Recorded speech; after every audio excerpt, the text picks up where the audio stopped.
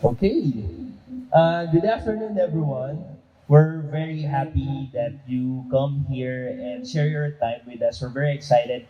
This is the first time that we're having the UPSLIS faculty lecture series in person. No? So if you remember, if you've seen some of our lecture series during the past couple of years, all of them were conducted online via Zoom. So for today, we're very much excited to have all of you here, no, in this room. So before we form and start, just a few reminders. So currently, according to the IATF, wearing of mask is optional indoors. So we ask everyone to respect everybody's choice when they whether or not they choose to wear a mask. But if you feel that you need to wear a mask, please do so. The restrooms are located in the corner over there, so feel free to go out of the room if you need to do so. We will be serving coffee and snacks throughout the afternoon, so you will see them over there. So please feel free to get some. Dahil medyo malit yung room, no? Please do it discreetly as possible and as quietly as possible. So for this lecture series, we will be the format of our lecture series that we will have a formal lecture followed by a Q&A. And then after this event, you will be receiving an email asking you to rate or evaluate the lecture. And then after the evaluation, you will receive a certificate of attendance. So please wait for the email so that you can answer the evaluation to get your certificates. And also, this lecture series will be recorded, so the lecture along with the Q&A will be recorded. So please make sure to use the microphones that you see on the both sides of the room if you need to ask questions later. Okay? All right, so to formally start our event, let me call on our College Secretary, Assistant Professor Mark Anthony A. Santos to give the opening remarks. Hello, Sir Mark.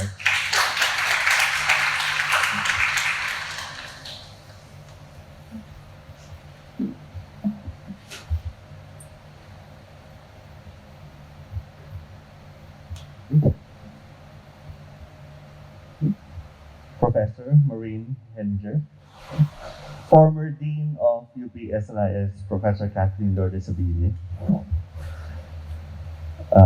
the University Librarian of UP Diliman Library, Ma'am Elvira Latos, former University Librarian, Mr. Chito Angeles, fellow faculty members, administrative and library staff, colleagues in the profession, students, guests, ladies and gentlemen, good afternoon. So on behalf of Professor Rhea Rowena Apolinario, Officer in Charge of UPSLIS and of the organizing committee, I am pleased to welcome you all to our event. This is part of our celebration of the 109 years of library science education in the Philippines and also this year's International Women's Day. Okay? I would like to express my sincere gratitude to each and every one of you, dear participants, for taking the time to attend our event. I know that this is a Monday. Okay, most of you don't have classes, but nonetheless, okay, we really appreciate that you took the time to attend here. Most especially that this is one of our very first face-to-face events since the pandemic. Okay. Special thanks as well is to our invited speaker, Professor Maureen. And also, I would like to acknowledge the dedication and support of the organizing committee of this event, led by Professor Ina Tri Santos. So again, welcome to the first of our SLIS faculty lecture series this year. Okay, thank you.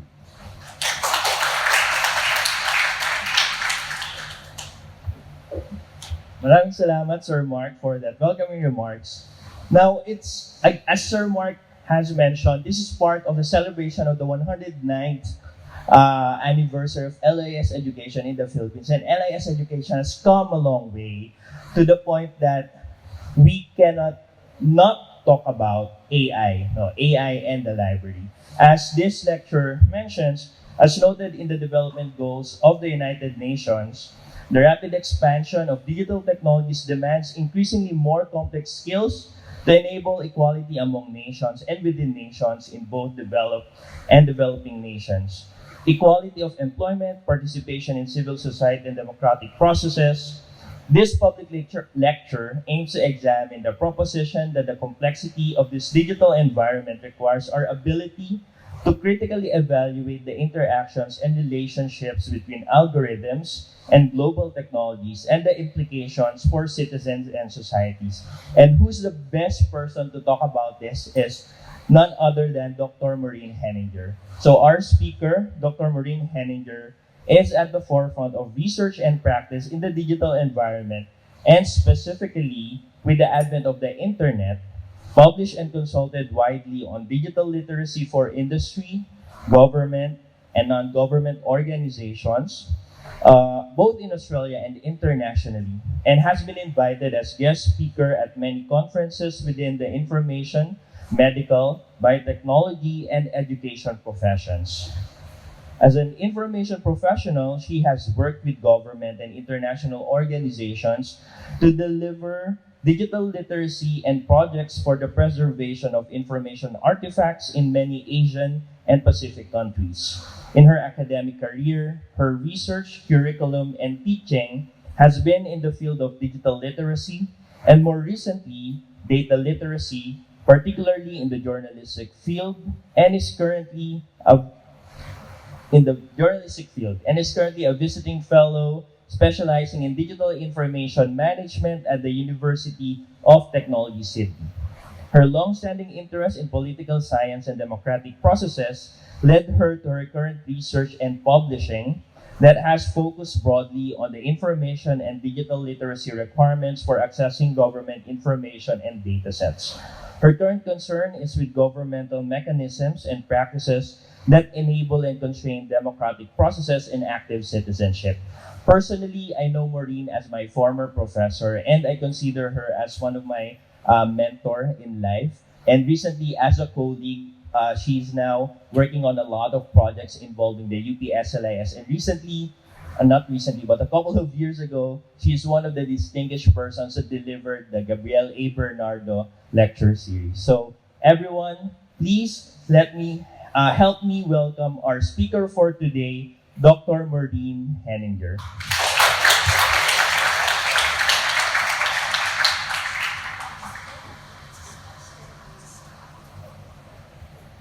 I'll stand here. Thank you very much for that, and thank you for coming. I find I'm very privileged to have so many people come to think that I can add something to your knowledge. So let's hope I can do that. All right? So thank you. Now I'm going to stand up here to start with, and then I might come down and walk around. But I've got some paperwork here, so let me get started.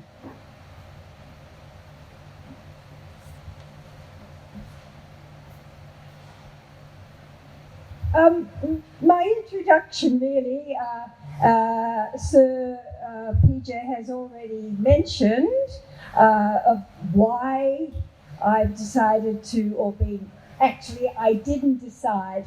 I was pursued. I was volunteered to give this. All right. So let's get it straight. I was volunteered, but it really did have to do with this month, which is the month of women, but more importantly, to a certain extent, a few weeks ago on International Women's Day in Australia, I was asked to present something that might be provocative.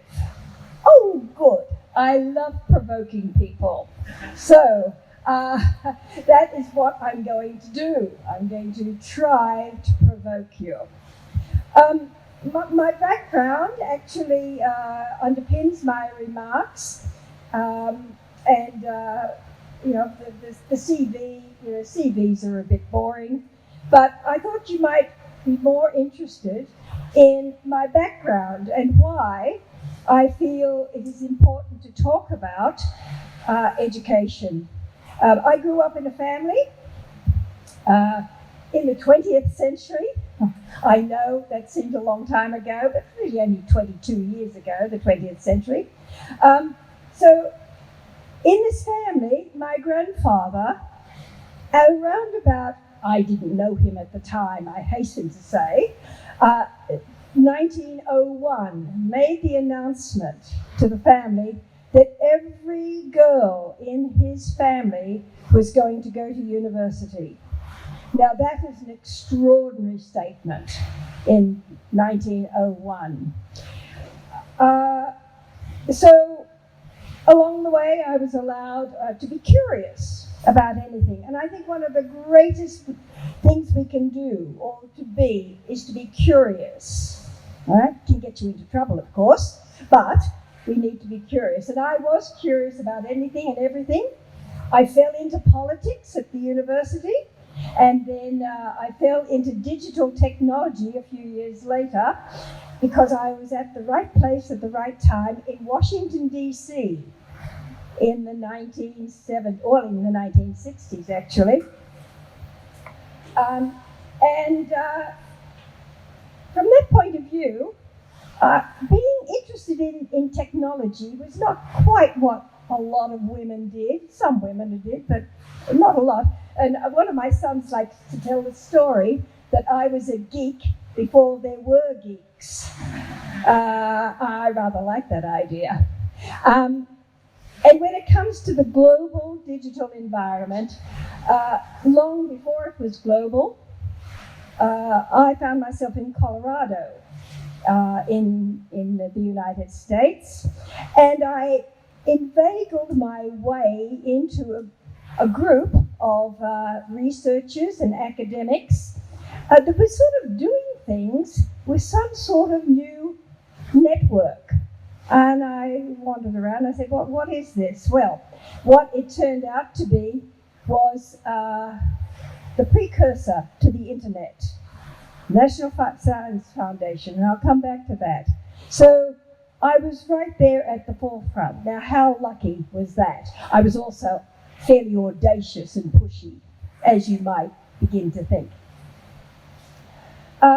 So in 1985, I sent my very first email.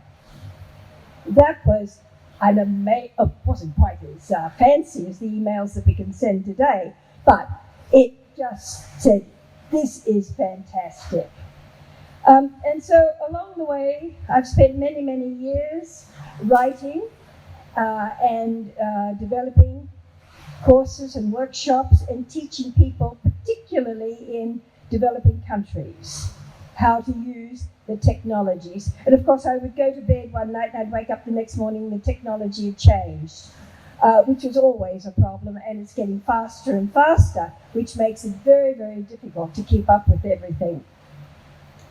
And of course, some of the work that I have done includes the work that I've been doing here in the Philippines since the 1970s. I've been coming to the Philippines. So the United Nations, of course, presupposes that there is equality of education and employment, and this being Women's Month, they think that this is the way to go because it will lead to aspiration of civil rights and the hallmark of a democratic society. And I suppose right now I should actually make a disclaimer. I believe in democracy. That's the first disclaimer. And I think that that is much, much better than an autocratic strongman. Now, the topic of this is about the global technology companies. And I am referring to the global strongman or strongmen as the global technology companies. That's not a political statement. So, as I said, this leads to a proposition that the global technology giants are strongmen, they're autocracies, and in fact they are global empires, as we know. They're certainly wealthier than many countries. So let's go to the next slide, please. We do live, being in this global connected world. We are in the fourth industrial revolution. I'll talk a bit about that in a moment. And of course, you all know about the Internet of Things. Everything is connected. Nothing that we do anymore is not connected. Almost nothing. Maybe walking your dog might be not connected, but even then, I think in the Philippines, as you take so many photographs, I wouldn't mind betting that that is connected too. All right? So could we just go to the next slide, please?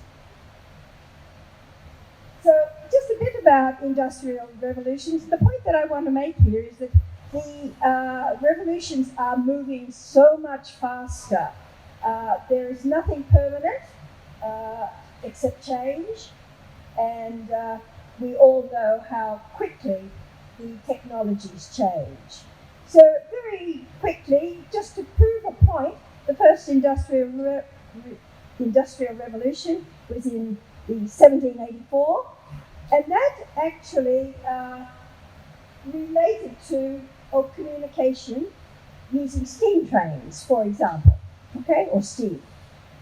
And then 1870, we had the second one, which was when it was a technological revolution with mass production.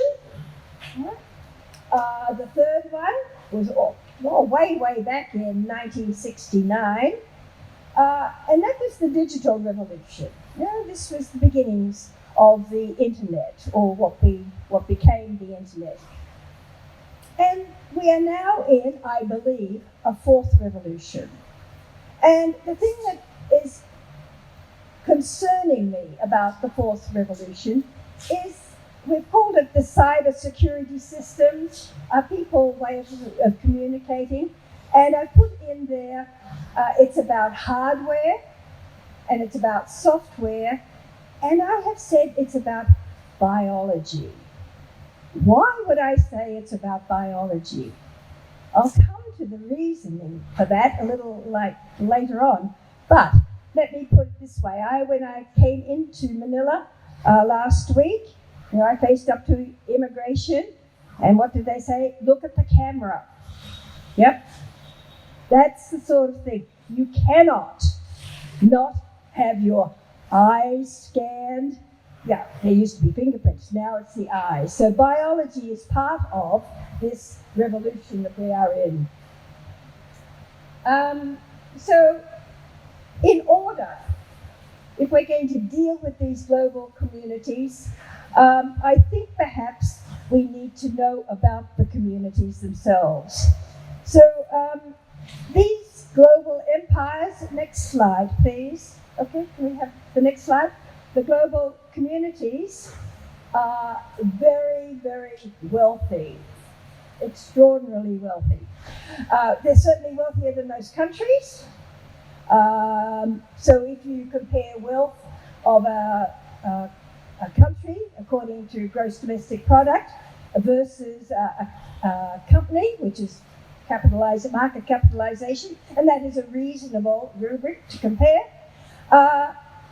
Apple, Alphabet, or Google, Microsoft and Amazon are wealthier than many, many countries. And you can see on this particular chart what in Australia we say the eye-watering amounts of money that they have.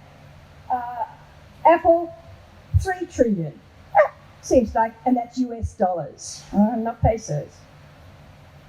Whereas in the OECD countries, these are the developed countries, Canada comes in at number 7 in the OECD, but around number 13 after the global companies. And I did look up the Philippines. The Philippines within the Asian community is number 17. So the Philippines is growing up very, very quickly in the amount of wealth that you are generating at one level. All right?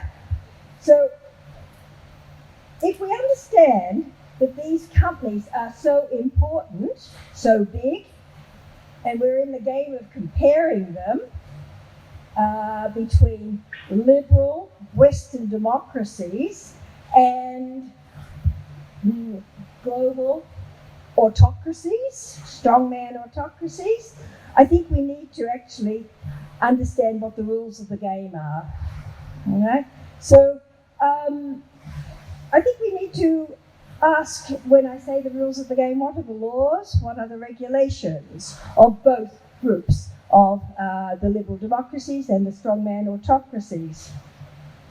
Now, in countries like the Philippines and my country, Australia, we know the rules, more or less. It's transparent.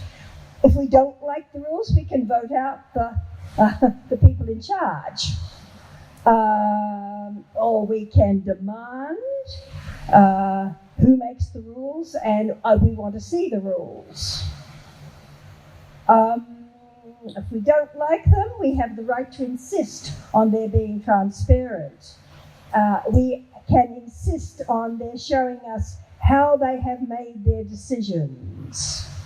So that's the system that I want to be part of, and I assume, because you are here, it is the system that you want to be part of. So let's think about these global companies. By and large, they're not transparent. We certainly can't vote out their CEOs. Oh, there are a couple I would really love to vote out. I won't say which ones, but it does have to do with social media. And I suppose we could say that the CEOs of these global institutions really do have more say, they have more power than presidents of countries because they are so big. So if we need these global technologies, and I would never argue that we don't need them, obviously we need them and we can't live without them, or almost can't live without them now, I think we need to know how they work. And this is what we need to be able to do. If we know how they work, we could possibly minimize the autocratic factors and maximize the liberal democratic values. So, in other words, we need to know the rules of their game, not our games. We know the rules of our games, but their games. And this is called information literacy, or indeed algorithmic literacy. So I think we could go to the next slide, please. I'm not going to read from the slide. You can read it yourself. But first of all, I assume that you know what an algorithm is. But just in case you don't, an algorithm, in order to know what it is, we have to be able to read the algorithm. So that is what literacy is. But in reality, of course, it's far more complex than that. Particularly when, in the 21st century, I would posit that most information is in digital format, whether it's text or audio or video. And they all require different types of literacies in order to be able to read them and to understand them.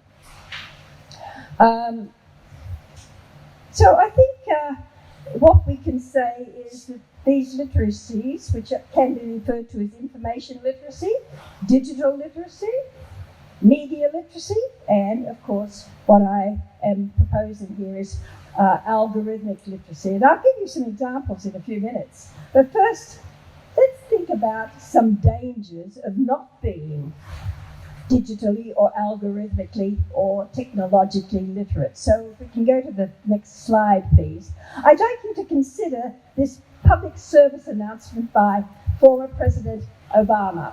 Next slide. Okay. This is an announcement he made. I'm about halfway through it, and he seems to say this is the The subtitle, it said, President Trump is a total and complete dipshit. Right. Well, this is a deep fake. He didn't say it. All right? It's a deep fake. But I can assure you, if you see this public announcement, you would swear it is Barack Obama. And along the lines, I don't know if anybody saw Higgins' deep fakes that he did last week. He was playing with AI, and he created a series of photographs about Donald Trump being tackled by the police. Did anybody see that? A couple of nods. Well, he put that out on Twitter. He was just playing around with the tool. He did not say which tool he used, but he put it out on Twitter, and it got picked up by 5 further tweets, which went to 5 more. And you know how the exponential jump in numbers, so that within 10 hours there were over 5 million retweets. Now that's deeply distrusting, okay? Because he actually wasn't arrested by the police, but they were very, very good. So this example, and I know here in the Philippines you are very well aware of deep fakes. You even find them in those WhatsApp messages, which are supposed to be private. Well, privacy is dead on the internet. There's another comment that I would make to. I think I woke up this morning feeling a bit depressed. But anyway, we'll get to that. So the point is, some of these deep fakes are amusing, they're satire, but more, it makes us distrust what we are seeing. So you need to know how to read these images. And the first thing to do is to look at the eyes, okay? Look at you all know how these things are done, how a deep fake is done, yeah, with voiceovers and moving AI to move the cheekbones, etc., all right? And I know you know about it because I've got another slide, okay? Okay, so which one is the real man? This one on this side or the one on that side? Any thoughts? Anybody want to make a guess? Or perhaps I will just let you have a look. Okay? So there we go. This is from the Vera files here, and you can see which is the deep fake and which is the original photo. Now, this is quite a good deep fake, but it's fairly easy to spot that one. The point is, when you are reading one of these or looking at one of these image deep fakes, I would suggest the best thing to do is to find the real source, okay? Not to worry about what you've got, but see if you can find the real source. And we will talk a little bit more about that when I talk about AI and the deep chat. No, I can't call them the deep chats. Something like ChatGPT, okay? Find the source. So, okay, let's go to the next slide, please. And in fact, this is indeed what Barack Obama has said. Go to the source. He did not say that, okay? And he is recommending that you find the real source and find a trustworthy source. Finding a trustworthy source is not easy, and I suppose I'm talking to you people who know exactly that. You all understand that because you have worked with them. But let's think about the algorithms that run these sorts of things, which is most important. Okay, so we are going to talk about algorithmic literacy. Now, a few years ago, a man at Harvard was asked, his name was Edwin Wilson, he was a biologist. Okay, so you know why I'm talking about cybersecurity and biology. Wilson was a biologist and he was the leading expert in ants. Okay? Ants, okay, fair enough. But he did, at one stage, apply all of his theories and knowledge about ants to human beings. And he was asked, while he was at Harvard, he was actually asked with, could we have the next slide? Oh, just hold that slide, leave it there, I'll talk about it in a moment. But he was actually asked, and I'm going to read it, he commented, he was asked what were the major, in 100 years, what would be the major problems that we would be facing in a country, in society. And without even blinking, he said, and I quote, "The real problem is humanity. Human beings are the real problem," he said, and the reason is that we have Paleolithic emotions. Do you all know what I mean by Paleolithic? Yeah, when we were all still cave people, right? Paleolithic emotions. We have medieval institutions, medieval institutions that are hundreds of years out of date, and we have godlike technology. And that is exactly where we are at the moment, with Paleolithic emotions, medieval intuitions, and godlike technology. Now, there is a young man, one of my heroes. I have a number of heroes, and I will be quoting them on and off here. Tristan Harris. Now, Tristan Harris was an ethicist for Google, okay? So he knows the technology and he knows about ethics. His undergraduate degree was in human behavior.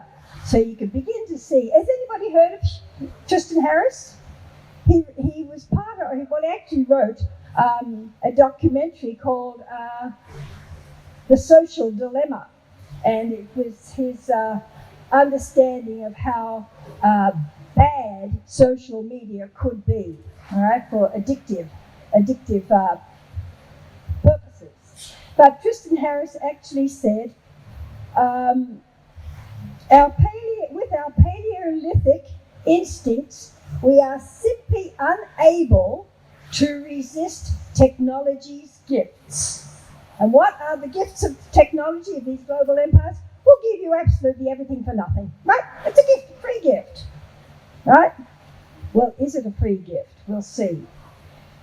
He goes on to say that technology provides us with near complete knowledge without commensurate level of agency. We have no say in it, okay? So if we have no agency, it's not humane.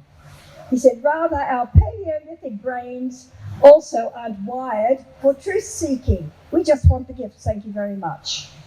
Okay? We don't use our brains. Okay? So, on that rather dystopian note, let's go a little bit further. Okay, which is, I think, this one here. The model is profit-making. Okay? Simply as that.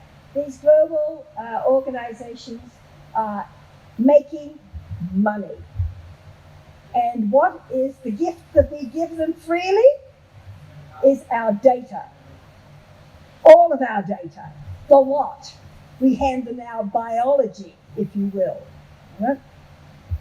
So algorithmic literacy and algorithms, which is, of course, the algorithm is one of technology's rules of the game, is a sequence, and I think you know this, but it's a sequence of well-defined mathematical and or computer implemented instructions. It's as simple as that.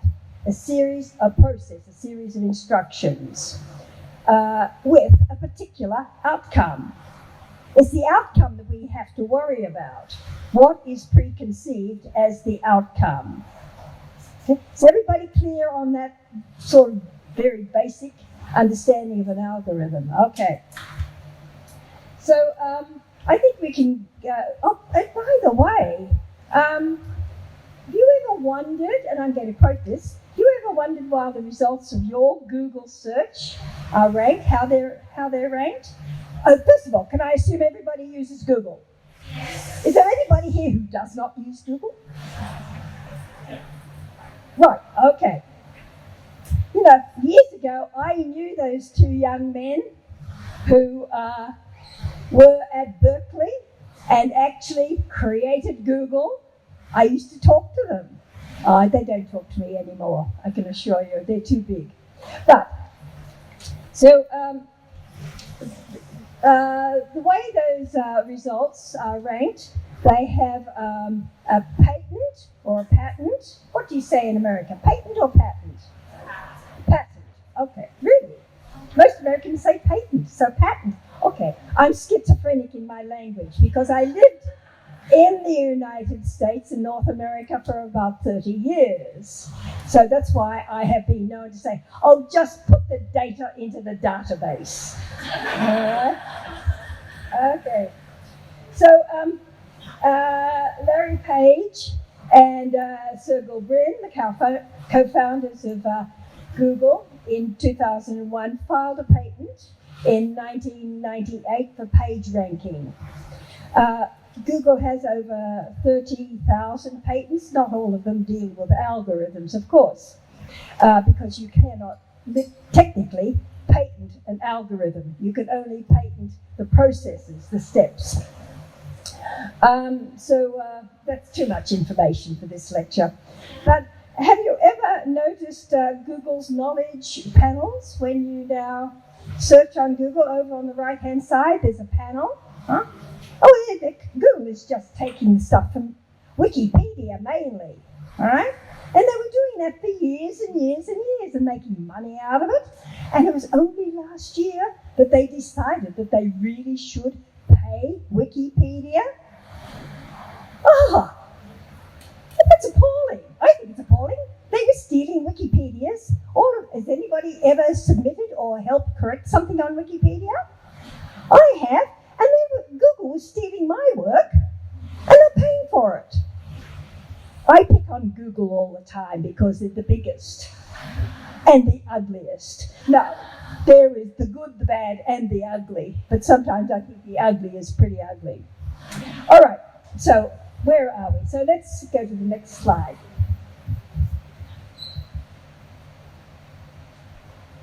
Okay. And we're going to talk about smart technologies. Larry Page. I think I've got the right slide. Yes, Larry Page said this, one of the co-founders of Google, back in 2011. And again, I've got it up there, but I'll read it out because it's worth hearing this. He said, people need to trust us with their personal information, because we have a huge amount of data now, and we're going to have much more. Sensors are really cheap. They're getting cheaper. Storage is cheap. Cameras are cheap. People will generate enormous amounts of data. Everything you've ever heard, seen, or experienced will become searchable. Your whole life will be searchable. That was 11 years ago that he said that. So, let's go to the next, just a click, we'll be fine. Okay, so I was thinking about this. Well, what about sensors and cameras? But I think perhaps I ought to also say there are other types of personalization, not just personalization of your search with Google or any of the other, or Bing or any of the other ones. But there are other types of personalization, profiling. For example, I know here in Southeast Asia, loyalty cards are very important. How many of you have a loyalty card, or your parent has a loyalty card? For example, some of the fastest growing ones here in the Philippines are 7-Eleven's Click. I think SM Retail's SM Advantage card. Petron's Value card. These are the big ones, right? And they are personalizing you. They are using facial recognition when you go in there.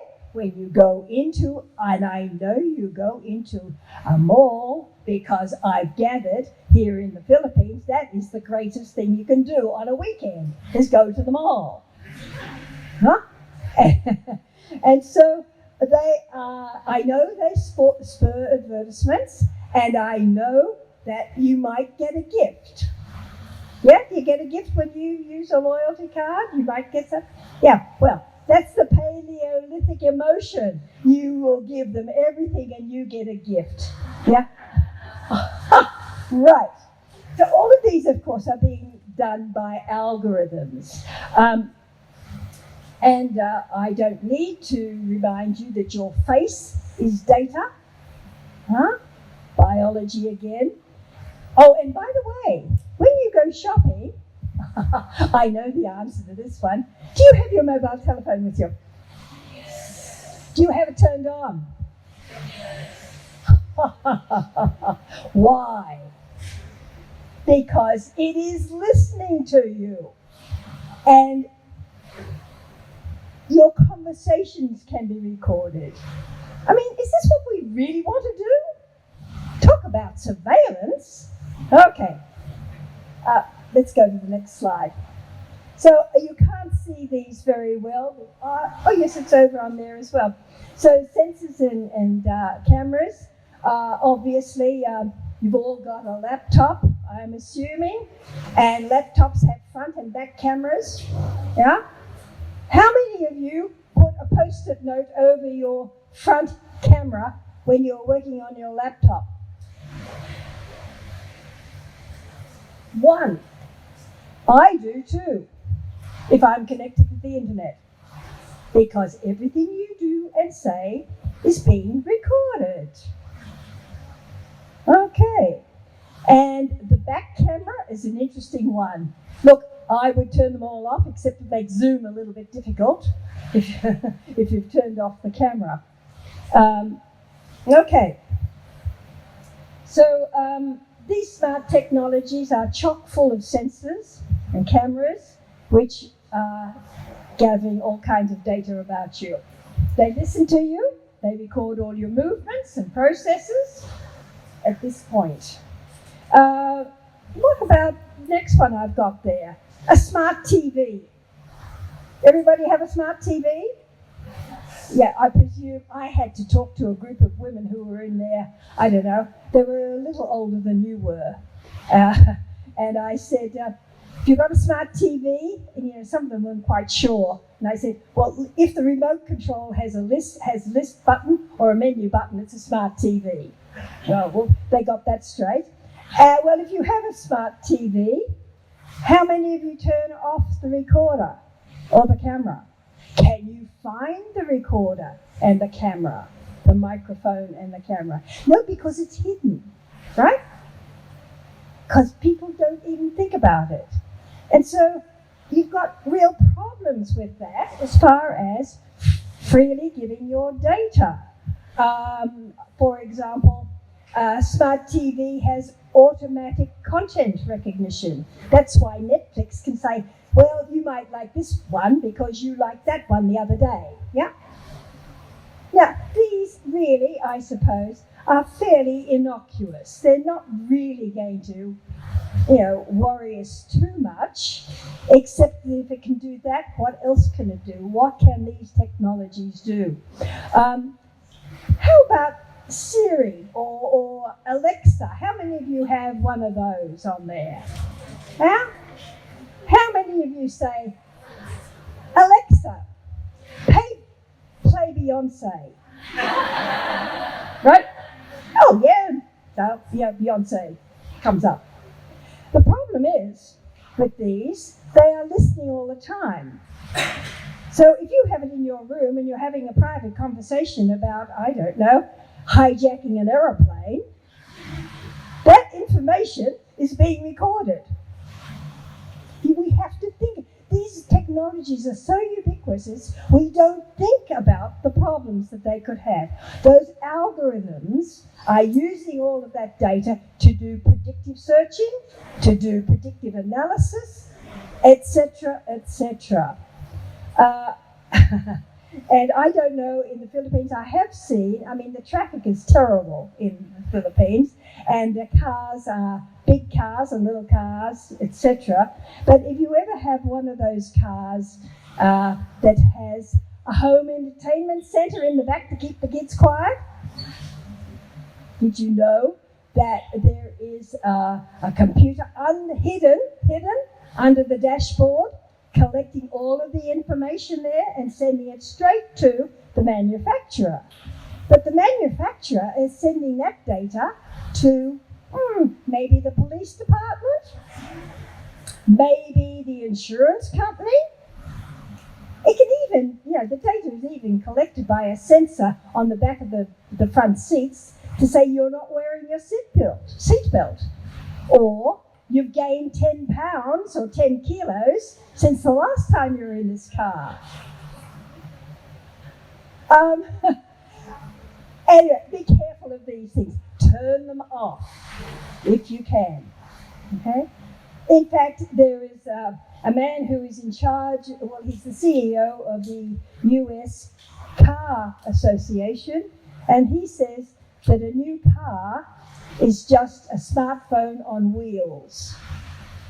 The problem with a new car is that you can't turn off the location. You can with a phone. How many of you have your location turned on a smartphone? Mine is turned off permanently.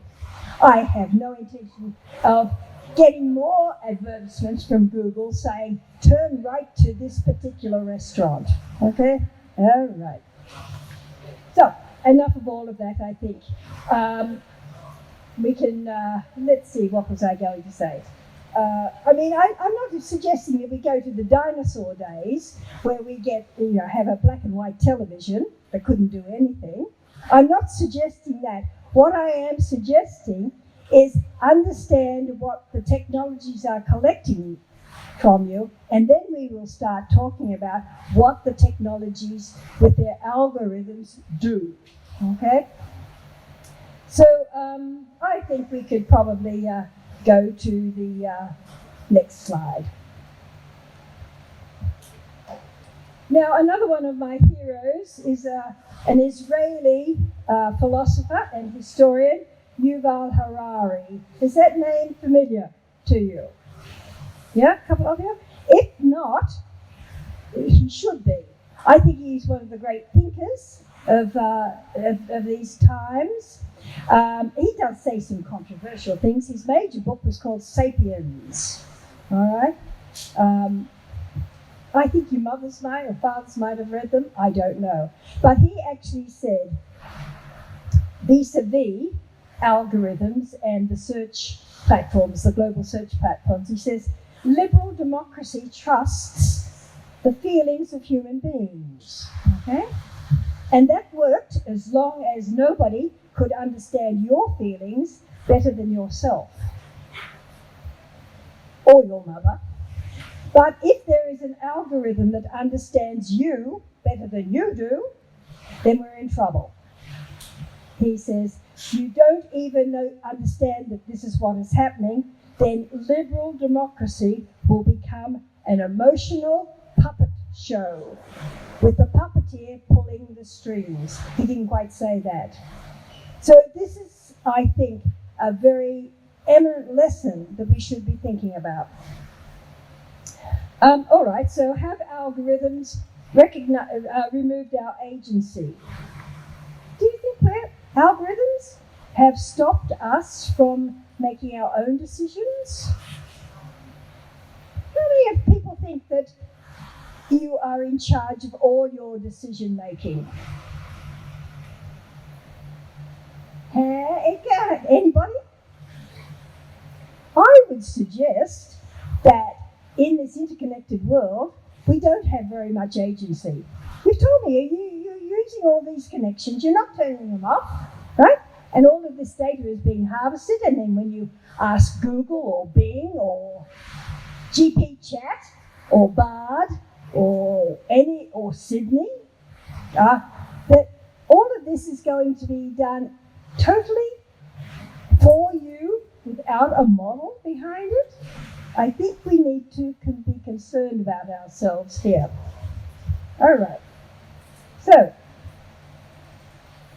I suspect, and this is what I am actually considering, is that this metaphor for being part of a surveilled society, that we're mindlessly producing and handing over Googles of data. And I'm speaking of Google. You know, how many zeros in a Google?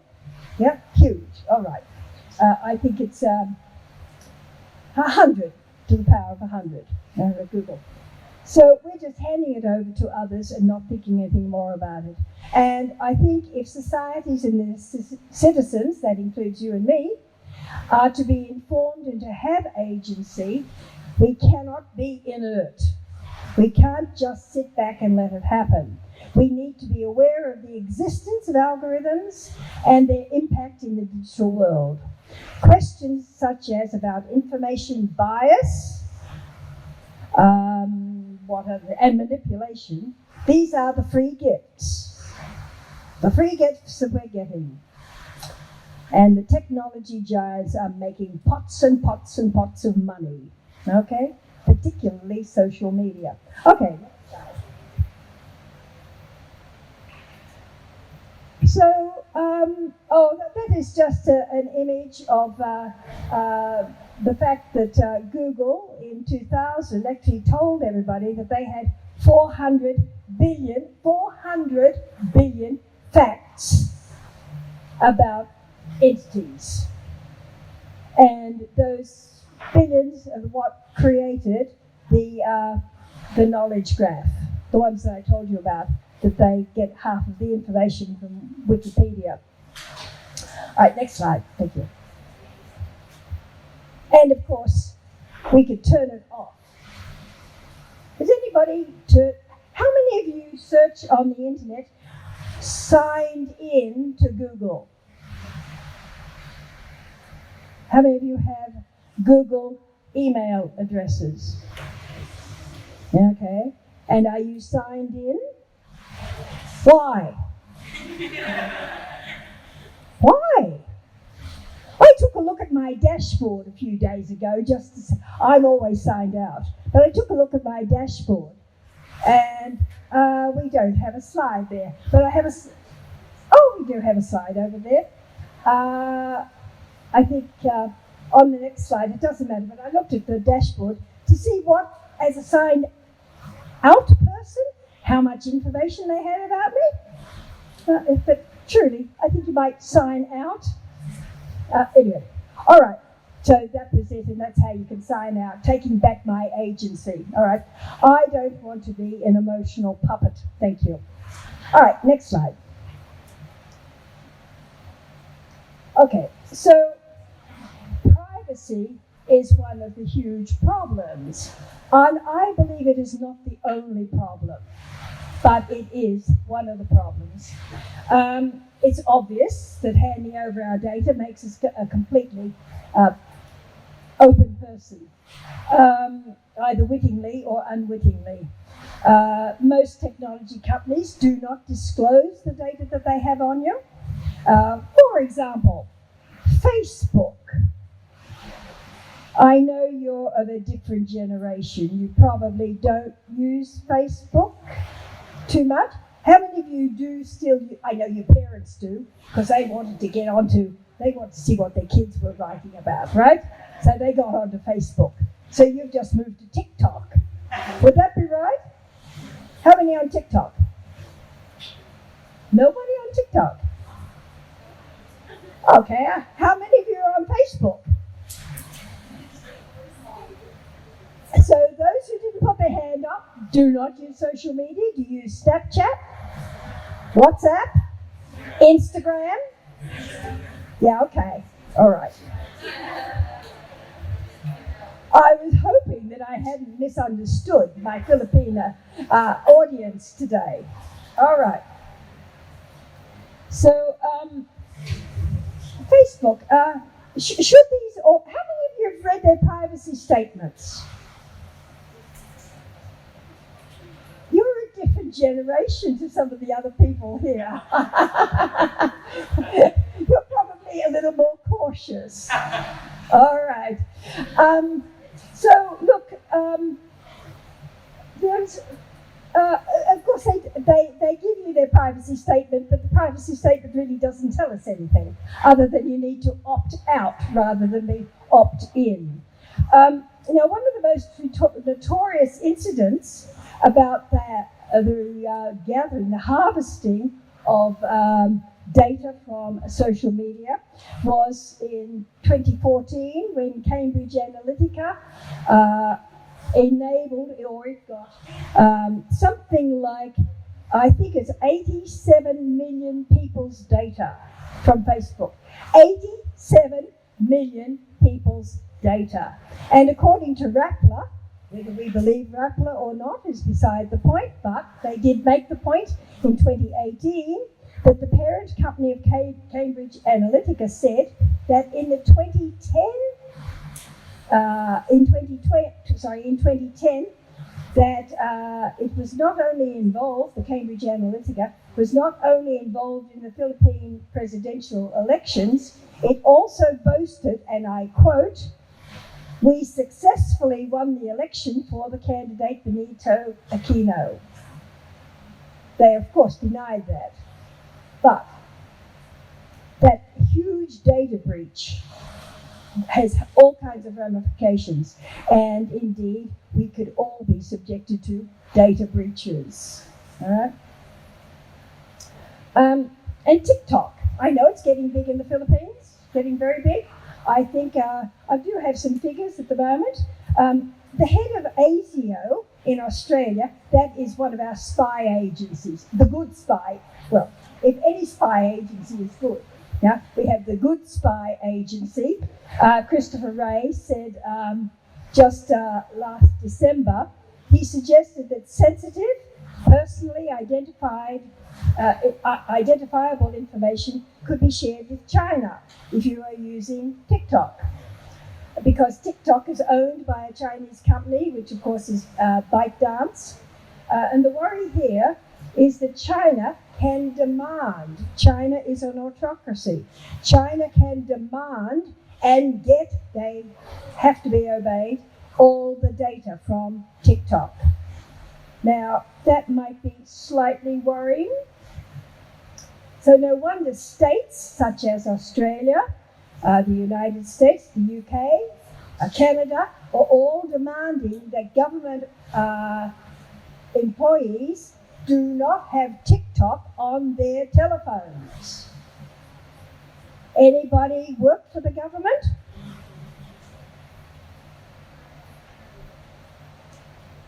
You might worry a little bit about having your data being possibly handed over to China.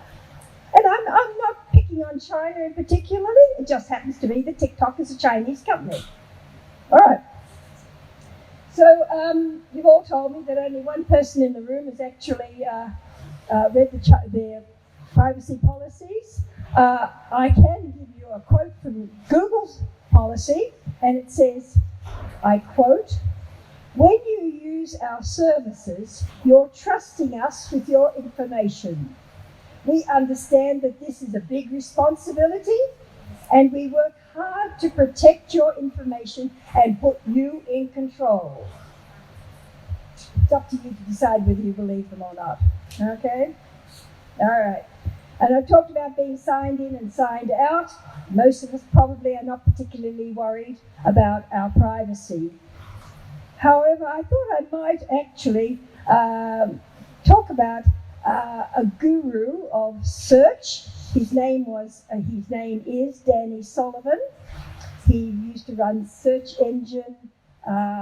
It was the go-to to find out what was happening in the search engine world.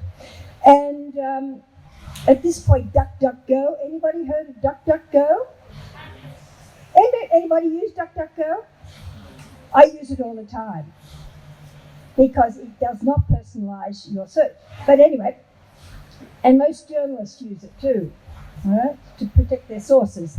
But when DuckDuckGo came out, Danny Sullivan said in 2013, no one cares about private search. Okay? I think that's possibly fairly true at the moment. However, a bit of a disclaimer here. In 2017, Danny Sullivan has been employed by Google. So I don't know if he's gone over to the dark side or not yet. Okay. However, do we care if the global giants manipulate and censor the information we see? Possibly not. But then what about the filter bubble? When you get in and you keep getting information that sits with your preconceived ideas. This is particularly prevalent in social media, where you don't see any other viewpoints. And this can be very, very worrying. All right, so social media platforms. I think they have enormous harm, enormous amount of societal harm.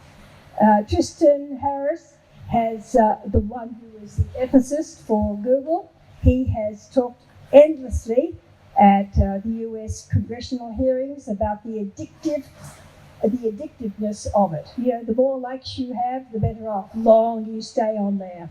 And one would say the same thing for TikTok. So I think here the social media and the culture of likes is problematic. I think it's probably problematic, but I think Mark Zuckerberg, let's pick on Mark Zuckerberg, okay? And Facebook. I think Mark Zuckerberg is a monopoly. Oh, well, no, he's not a monopoly. Meta is the monopoly, okay? Facebook, Instagram, right? It was set up to be this wonderful place where you could talk to one another, you know, to meet and have friendships. And now it's a money-making machine. Not quite as much money as it had a couple of years ago, and you cannot sack Mark Zuckerberg. He has a board of directors and he ignores them. What can I say? And I have to say that people like you are now in the literature being referred to as social natives. Okay. All right. So we've got a chart here.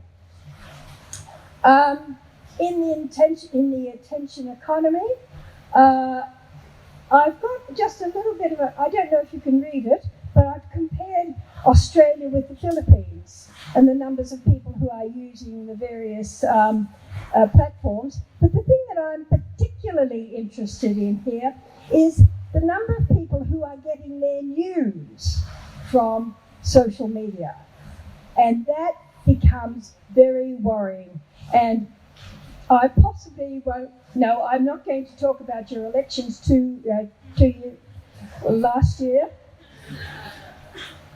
I see smiles from even behind the masks, I see some smiles there. But the whole problem of people using social media to get the news, so that you have become the source. Your biology, your body, your mind, your thinking is a source. Okay? Not good investigative journalism. I think this is problematic. Okay, so in Australia, people are getting a little bit more hesitant about getting news from social media. In fact, it's going down. I couldn't find any absolute data in the Philippines, but I did notice that according to Reuters, they noted that 29% in their last survey, which was just a couple of months ago, that that in the Philippines, 29% said that they are a bit worried about getting news from social media. Only 29%. That's a bit of a worry. All right. So it's all about money. That's what it's all about. And this is capitalism. We live in capitalism societies. I am not for one moment suggesting that we don't live in a capitalist society. But it's the type of capitalism that we have now, which is surveillance capitalism, where you are the product. You are no longer the user, you are the product. All right, so the new economic order, surveillance capitalism, and the question of ownership. I find this absolutely problematic. Market capitalism used to be, the fact that we are the product is one thing, and this new economic order that human experience is the product. Okay, I'm setting a scenario through all of this lecture so far, and I'm running late, I think, a little bit. But behind all of this are the algorithms, these step-by-step programs that are doing what they do, following a proposition and coming up with an outcome. So we will talk more about the algorithms themselves, but each one of these things that we are talking about is based on an algorithm, okay? And that is a little bit scary. Shoshana Zuboff has written a very interesting book about surveillance capitalism, and she made the comment have you all read or heard of George Orwell's book, 1984, and Big Brother? Well, she talks about the global technology companies as the big other, right? Where you are the basis. And she says that surveillance capitalism is based on unexpected and other illegible mechanisms of extraction, commodification, and control that effectively exile persons from their own behaviour. Right? You have no agency over your own behaviour. The technologies have it. And they produce new markets of behavioural prediction, right? And that is the basis of AI, which I'm going to get to, and modification. And she suggests that it challenges democratic norms and departs in key ways from the centuries-long evolution of market capitalism. Now, if we think about that, even from a very economic point of view, and I know, is there anybody here who is interested in economics? Yeah, probably not, that's all right. But at least the big companies in the 20th century, let's pick on General Motors in the United States, a big one, that will do, and it employed about 100,000 people or thereabouts, and they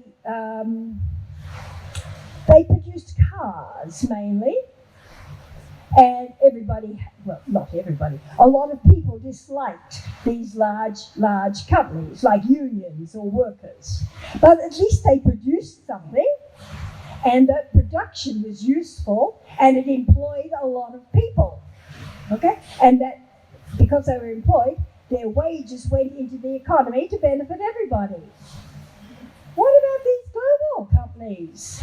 They don't employ very many people. They don't produce anything that you can handle, right? It's a different economy. It's not very good for the people. And AI is going to be even less helpful for employment, I would like to say. All right. So the conservative estimate of this capitalism raises the question of ownership of the data. Right? So they've got all of this data. They're using it to produce predictive analyses and various things. And the data is about you. Do you think you should own your own data? Why should you own your own data? Because it's yours? For security reasons. Yeah. Look, I think it's based on your thoughts, your feelings, your body. Surely you should own it, but try getting it. Very difficult to do. In fact, after the global financial crisis a few years ago in the United States, on Wall Street in the United States, there were protests about the global financial crisis and what the Wall Street companies were doing. However, what happened there, somebody there demanded his tweets back. Right? I want my tweets. Twitter said, no way, they're ours. It finally went to the Supreme Court, and in fact, they did hand it over. But a question of who owns the data is problematic. The Library of Congress had the complete feed of all Twitter data, and it never made it private because it said they could not work out who owns the data. So that was a bit problematic. All right. So privacy and ownership is an enormous problem when it comes to who owns data, and nowhere are they going to organize or settle this, who would have it. And if the government, for example, in China, can demand all the data, that is basically government privatizing of the data in China. I think perhaps, maybe, would you rather have your government own all your data? That's a question for you. Who would you rather have your data? The global companies, which have no regulation, no laws, or the government, which has laws, but they own your data? I think let's use the term, let's choose your poison. Which poison do you want? One or the other? So what can be done about these rules and regulations? So let's go to another slide on regulations. Now, a great man, one of many great men, Winston Churchill, said once, he said, where there is great power, there is responsibility. I would maintain that the global giants have absolutely abrogated their responsibility, and nobody can force them to be responsible, to regulate. Do you think they really do self-regulate? Don't trust them, love them, accept their gifts, but let me put it this way, the institutions of regulation are medieval. We have not figured out how to regulate these organizations, and in fact, we can't regulate them unless they have a business presence in the country. For example, in Australia, there is, as we speak, a case in the Supreme Court of Australia looking at the data breach by Facebook over the Cambridge Analytica problem. And I don't think it's going to pass the privacy laws in Australia because Facebook does not have a business presence in Australia. So Facebook says, you can't regulate us, you cannot accuse us of breaching privacy because we do not have a business in Australia. Okay? I know Facebook has a very large business presence in the Philippines. All right, so this is the second of Wilson's trinity of problems, and that is the notion of medieval institutions. And I think they're very, very problematic because of that. So what can we do about it? Well, I'm not sure that we can do much about it, other than I could probably just leave it at that for you to think about the privacy issues. Oh, and by the way, in the Philippines, you have a National Privacy Commission. 2012, I believe it came in, and I'm not very knowledgeable about it, but I did look up in NLEX, and I came in for the October 2020, And I came up with the statement, no one has been fined or jailed for violations of privacy since the NPC was set up in 2016, I think 2016. And the article went on to say, doubts are deepening about enforcement of the law and what that means for the protection of data privacy in the Philippines. Okay, so 6 years, not one fine for data privacy. And can I be persuaded that there has never been a privacy breach in the Philippines? So what are we going to do about it? What are you going to do about it? I would suggest you possibly don't give your data away too easily. Might be one way of doing it. All right. So let's, I think, hope that perhaps the global empires might get into self-regulation, but don't hold your breath. I'm not particularly optimistic on that one. So let's now, these are all of the problems of how these data are being collected, right, across the world. And that we had to look at before we actually deal with what are the global companies and the technologies doing about or with this data, which brings me to artificial intelligence. Okay. I actually like this quote from Yuval Harari, which I actually think is a bit dystopian, but let me read it. There is no particular reason to believe that AI will develop consciousness as it becomes more intelligent. We should instead fear AI because it will probably always obey its human masters and not rebel. Yuval Harari also said something about we've all become like domesticated animals, like cows. We produce lots and lots and lots of milk, and we just sit around and do nothing. Bit of a problem. All right, so artificial intelligence. I think it's exciting. I think it is absolutely exciting. I think such things, and I know you've all heard of the generative AI, GPT chat. It already harvests all of the web via Google, but not only Google.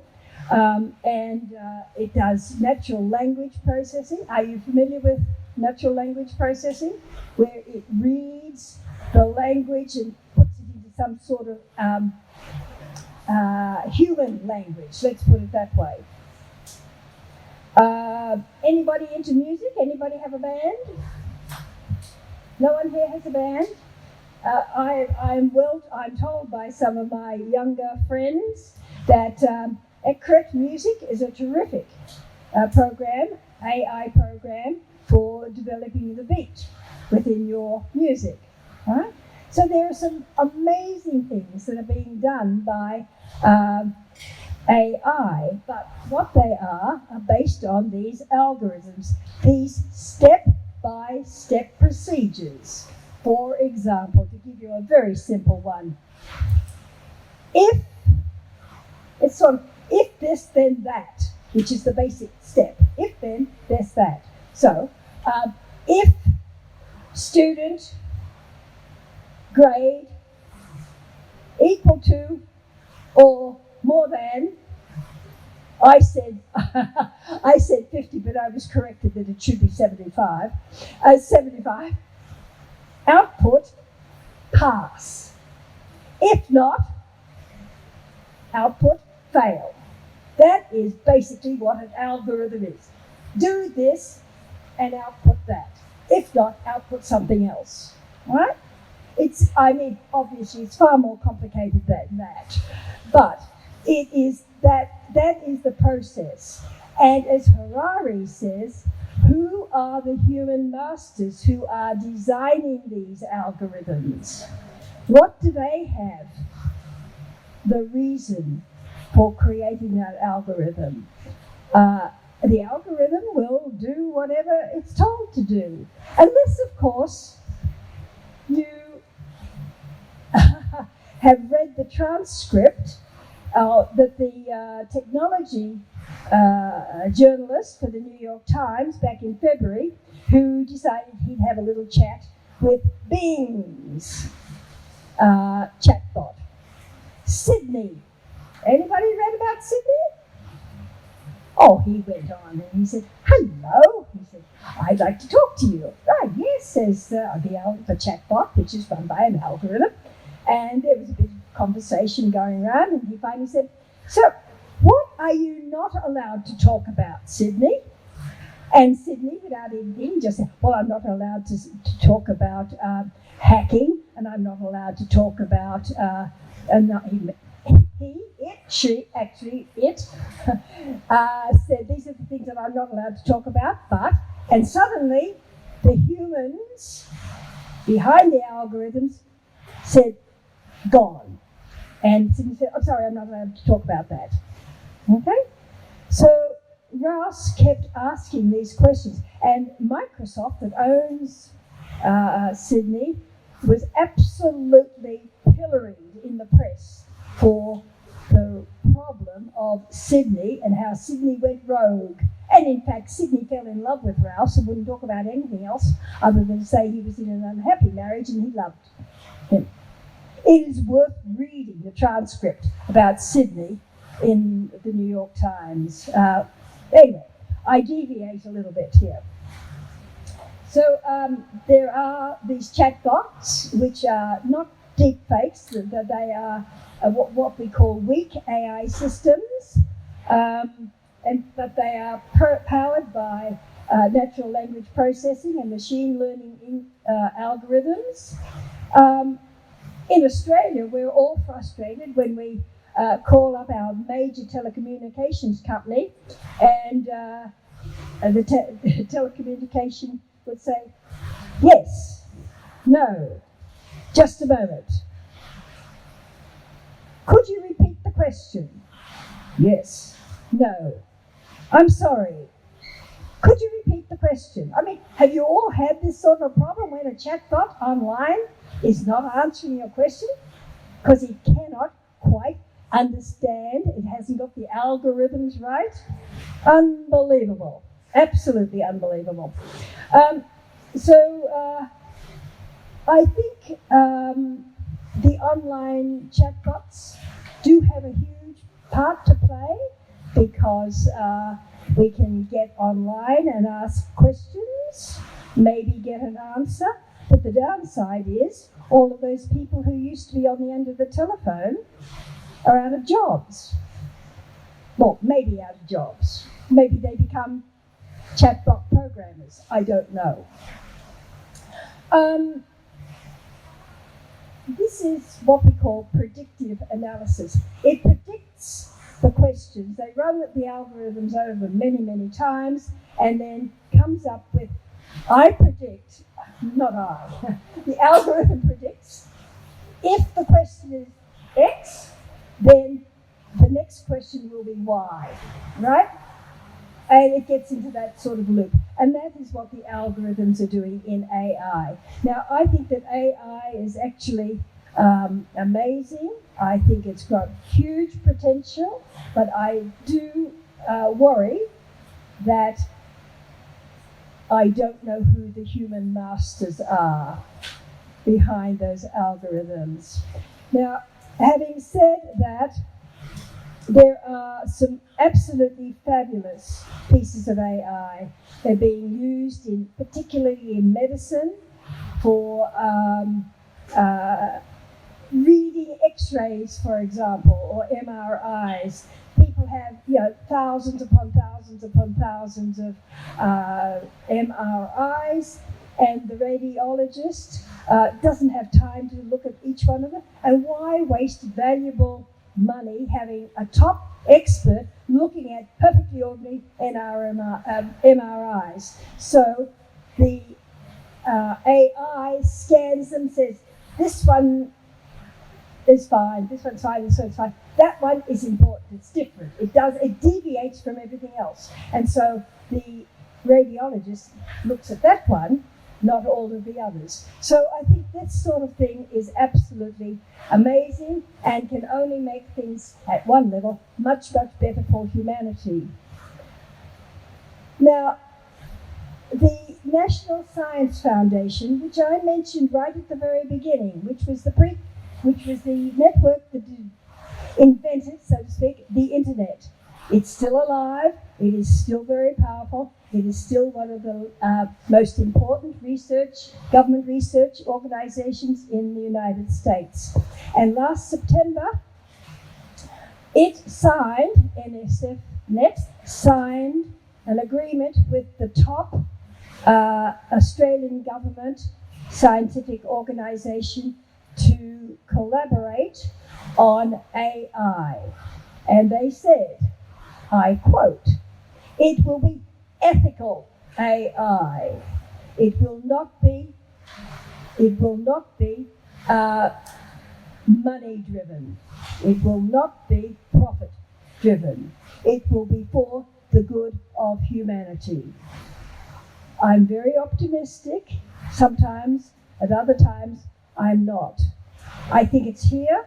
I think it's going to be very important. And you need to understand, when you're looking at AI systems and thinking about them, is to understand what algorithms are and how algorithms are used. You have to be algorithmically literate. Back about 30 years ago, I wrote a book which was called Don't Just Surf, Be Strategic. I can't even remember the title of the book anyway, it's so long ago, but search strategically. I didn't think in my wildest dreams 30 years later, or nightmares for that matter, 30 years later I would be saying the same thing.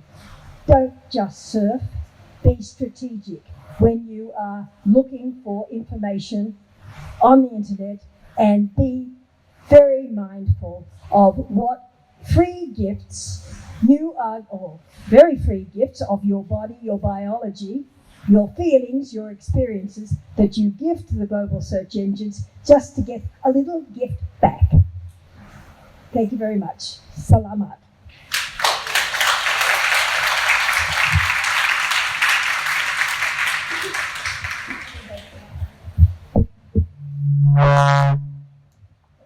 We still have more time.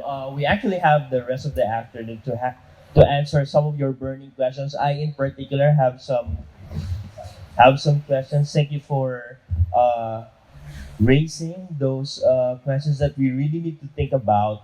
But before we go there, I just would like to invite everyone to get some coffee and donuts ba nandyan? Some snacks, so that mas masaya yung Q&A natin.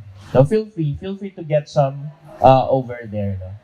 And while you're doing that, siguro some advertisement. The UP SLIS is going to have an open house for our graduate studies. I know a lot of you are still in your undergraduate programs, or if some of you are already graduates and are thinking about pursuing your graduate studies, the UP SLIS is offering a Master of Science in LAS, Masters in LAS, and Master in Archives and Records Management. So we have an open house this 1st of April. It is virtual via Zoom. It's going to be in the afternoon. You have to register first so that you can get the Zoom credentials. The advertisement is posted on our Facebook page at facebook.com/UPSLIS. So please feel free to check that out. And let's take this time to have a 5-minute break also. Siguro bathroom break, refreshment break then. And then I want you to think about your burning questions, though, because after our break, we'll have a Q&A session. Thank you.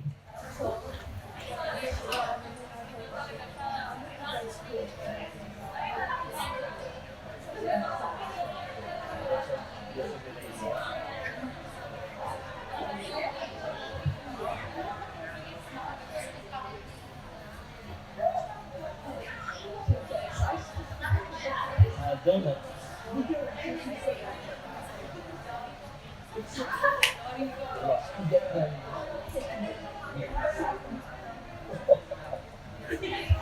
Okay.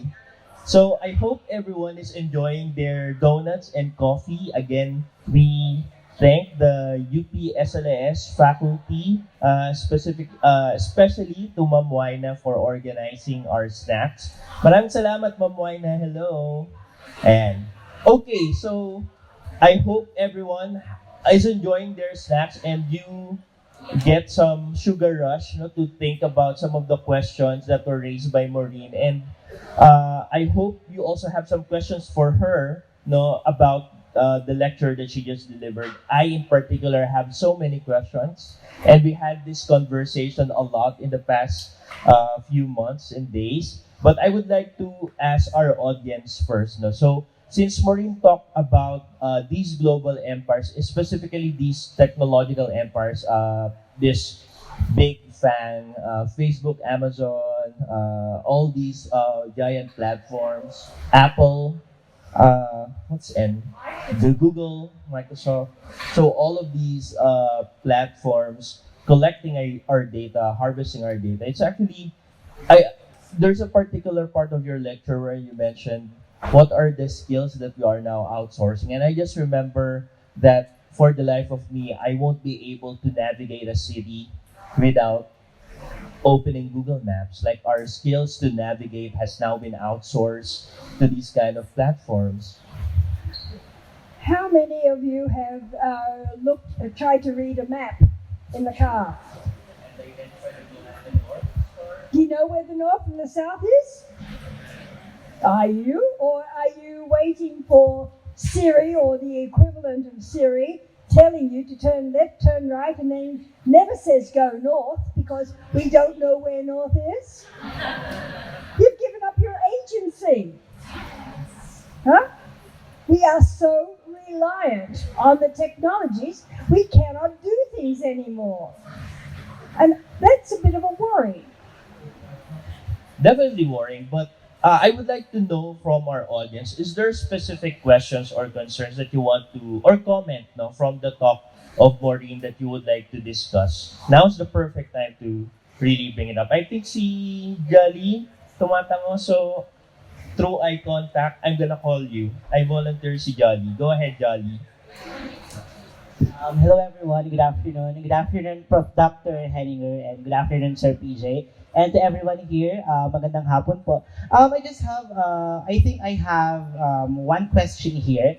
And the question is, with the democratization of media and information where people were given opportunities, in fact, very vast opportunities to be part of the influencer circle. I mean, they can freely create their contents, they can post their videos online, and they can make themselves social media personalities instantly. And people are becoming so ambitious. And I think it's very natural for us to become so ambitious because we may be rational, but we can also be emotionally and socially vulnerable in a sense that we can dream of becoming the person we wanted to be, and that includes being the star of social media. Is it safe? And with that, and with having that said, is it safe to say, or is it fair to say that people of today or our current generation should be blamed for the propagation of these algorithms because we tolerate such algorithms? Okay. All right. First off, I must say, I do not dislike TikTok. So I'm not going to blame TikTok for problems, all right? And I do understand it's very good ways of allowing people to be influencers. One of the problems that I have is that although, let me make an assumption here, which is probably a bad assumption, that you want to be an influencer for good, okay?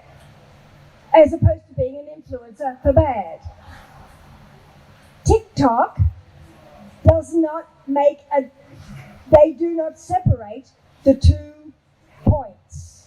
They are simply, to put it simply, ticking the boxes, one for here, one for there, one for here, one for there. There is no person, as in a human who can think, separating the good from the bad. And one of the difficulties here, I don't know about here in the Philippines, that in Australia, and people are becoming stars, there's absolutely no question of that. And I'm making a fairly general statement here. The stars on TikTok tend to be beautiful, slender, attractive people. Now, I'm talking about women. Not all men, that they are, they're muscular. I was going to say they're ripped, right? Now, the problem with that in Australia is that so many people are looking at those influences, and particularly women, young women, but young men as well, are getting terrible eating disorders, becoming suicidal because they are not like the influences. And how do we actually get an algorithm to say, this is good, it's fun to look at, but beware. That is not being, there's no curation done on TikTok. All right? Now, I'm not sure that I've completely answered your question. I'm just saying that there are problems involved in it.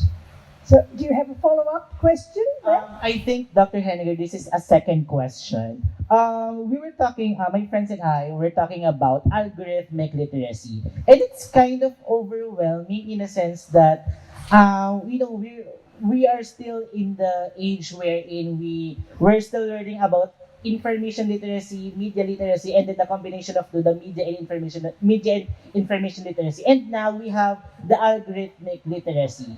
I think this is going to be a problem because just like what you mentioned earlier, for example, like many of us have or possess smart TVs, and then we really don't know where to find the recorders on something, and that is somehow relevant to to knowing the algorithms. How are we going to traverse through these algorithmic problems if we don't really know how algorithms are being made, are being propagated, sort of. Look, I think that is the basis of the question, really.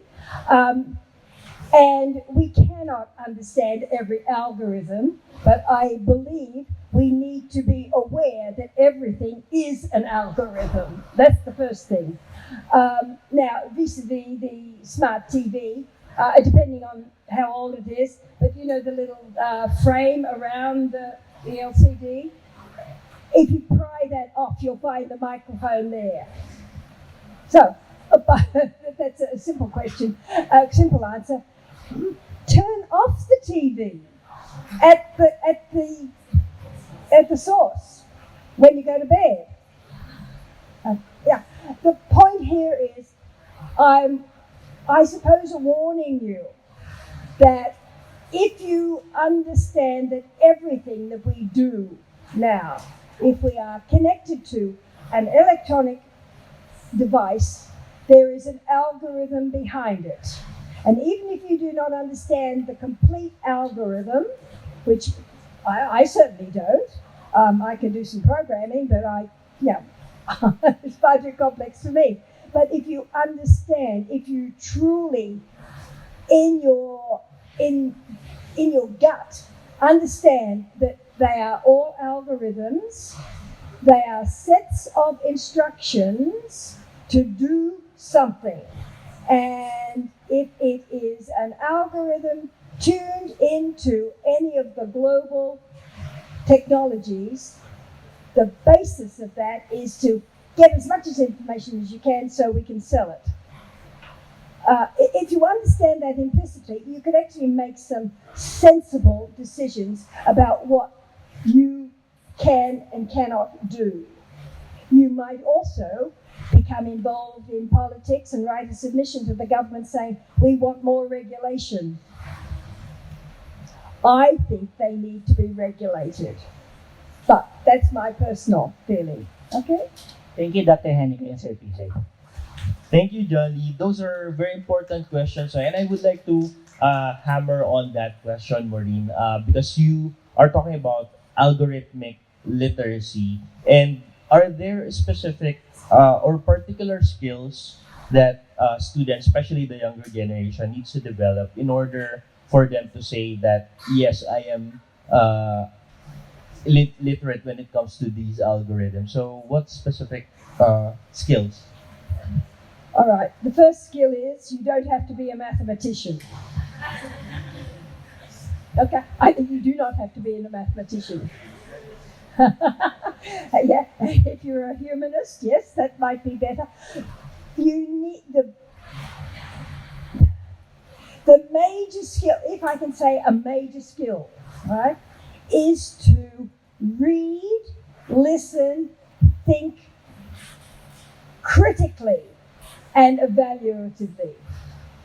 Every time you see, I mean, you taught this, you taught this in school, you know, don't just accept what you are given. Think about it. And I have told you that all of these things are driven by algorithms. You don't have to be able to program. You don't have to be able to pull apart the algorithm, but you have to critically think, why is there an algorithm running this show? And be skeptical of it if it is out of an algorithm that's being written by a global or even a national company, let's call it technology company. You have to understand that they are probably motivated by money. And I have to say, skeptic as I am, hand on my heart, a disclaimer, I don't think many of these companies are necessarily have on the top of their priority list ethical behaviour. Does that answer your question?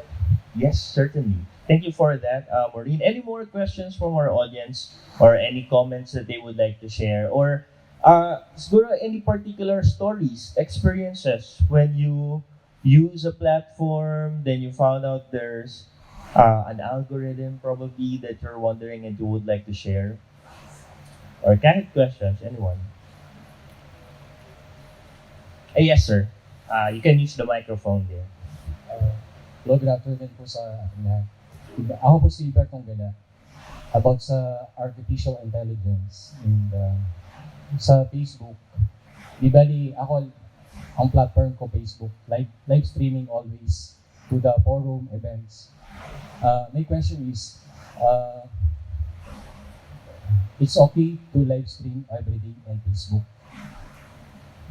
Is it okay to use live streaming in Facebook almost every day? Sir, for what purpose? So you're using the Facebook live stream platform for what purpose? For Media forum.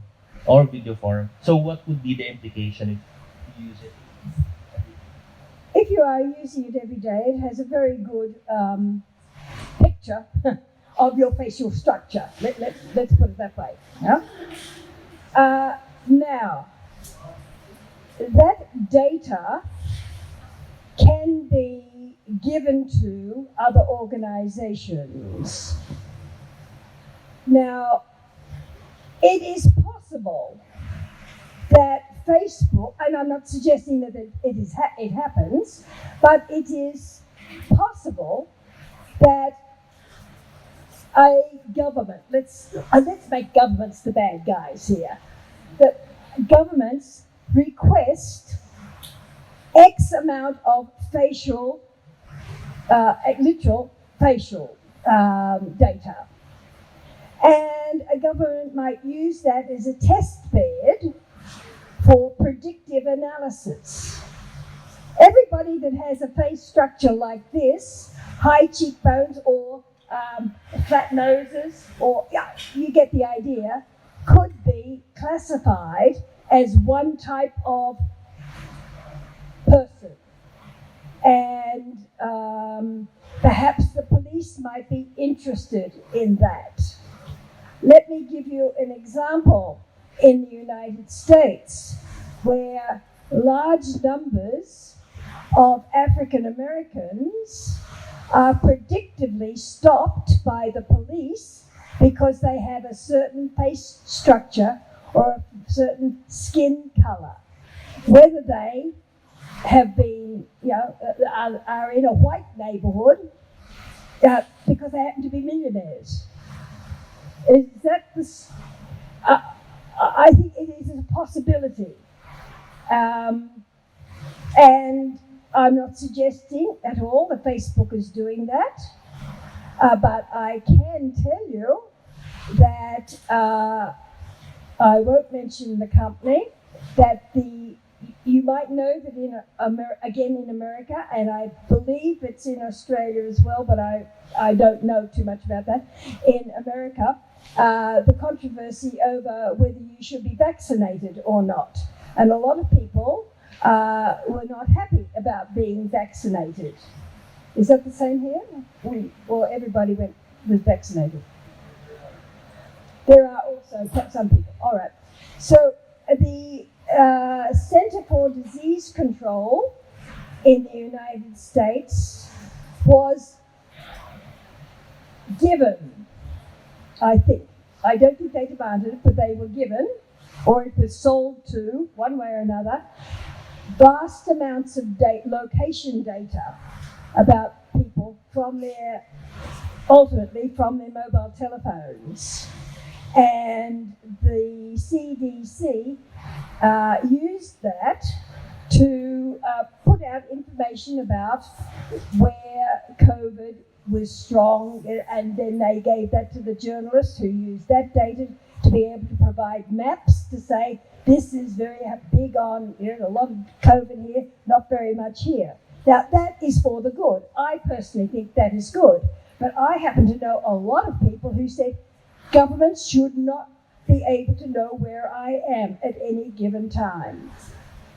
So to answer your question, your facial recognition, the software in Facebook could collect all of that data and could either give it, sell it, or ask for it to be given to an organization. Does that answer your question? Yeah? So I don't know how you're going to do it. I'd stay off Facebook, but that's another matter. All right? Thank you so much, Maureen. Any more questions from the audience?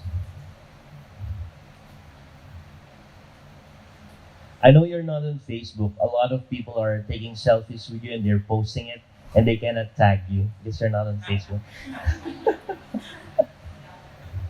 But yeah, questions from our students or from our fellow faculty members or staff. Let's in here.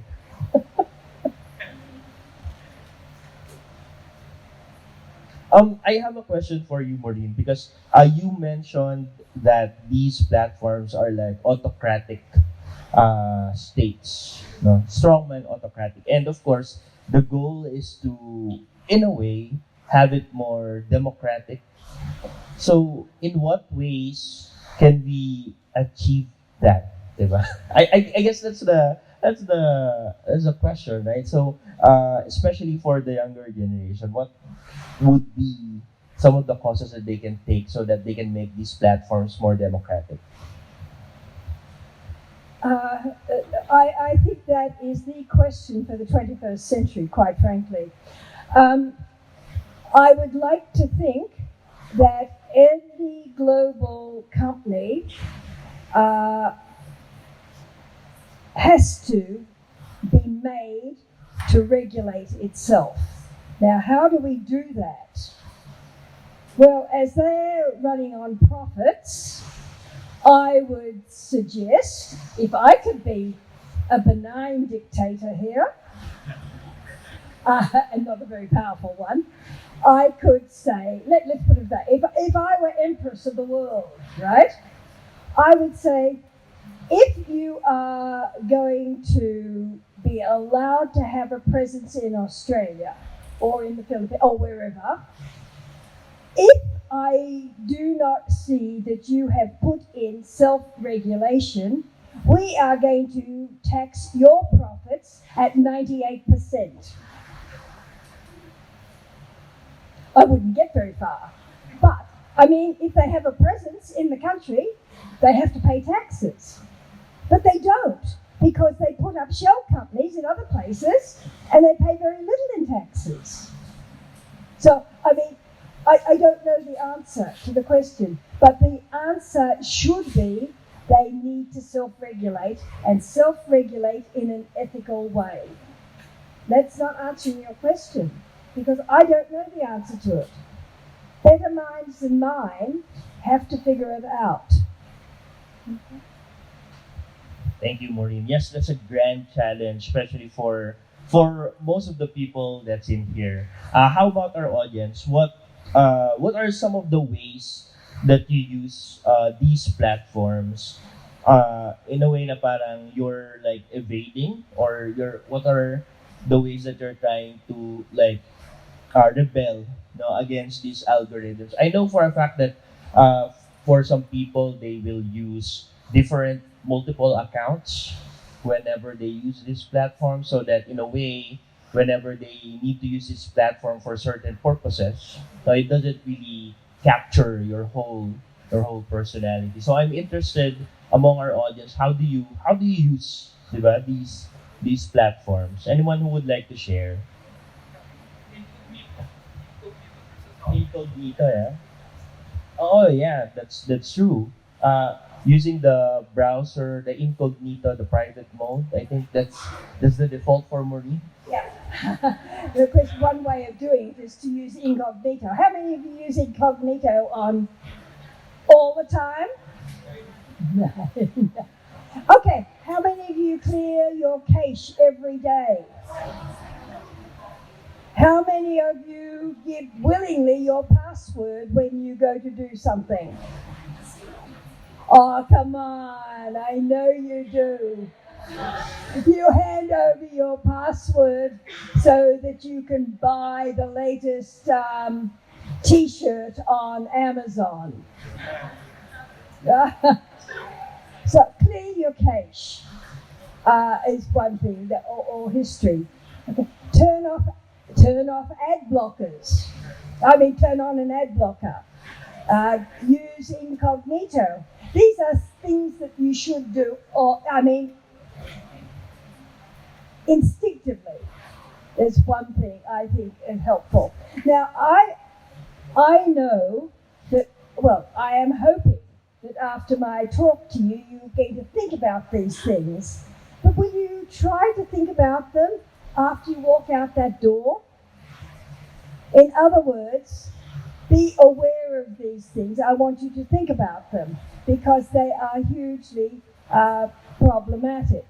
So that was my sort of answer to how you can stop, perhaps, the harvesting of all of your data.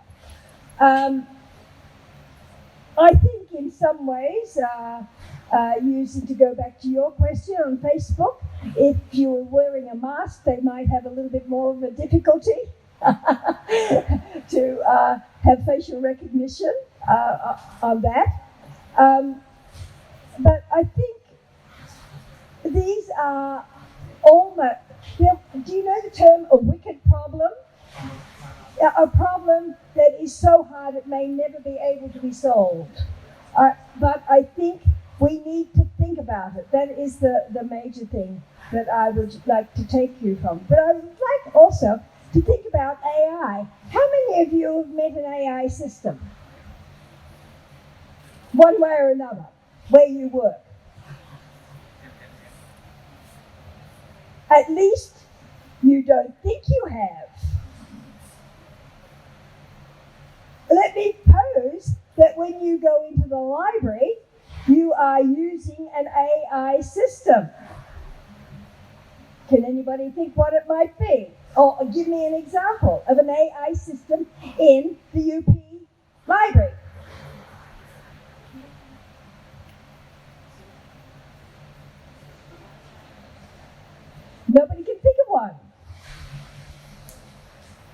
many of you have searched a database in the catalogue? Okay, that runs on artificial intelligence. It takes the 3 keywords that you put in and it sorts them out and gives you some sort of an answer. That is an algorithm using artificial intelligence to deliver something to you. I can give you another example. Probably not in your library, or maybe there is. When you go onto the online catalogue or to the online, it depends whether there's a catalogue there first or if you can just go straight to the website. And is there a chat bot there? Is there a chat bot there where you can say, where can I? And the chat bot will come back and say, you can do this or you could do that. That's artificial intelligence. What it is doing is analysing your question and giving you a possible predictive answer. How many times have you been in an institution? Well, I'm going to pick on libraries now. I pick on Google. I pick on other organisations. I'll pick on the library. How many times have you gone to the library and you go to find the book and it's not there? Oh, come on, right? All right, but you do find it in 5 shelves away on a different floor, accidentally. Has that sort of thing ever happened to you again before?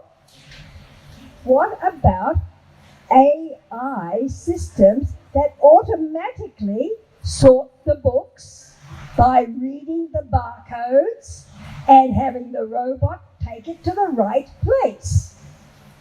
These are, I don't know if you have that in the UP library. It will be coming.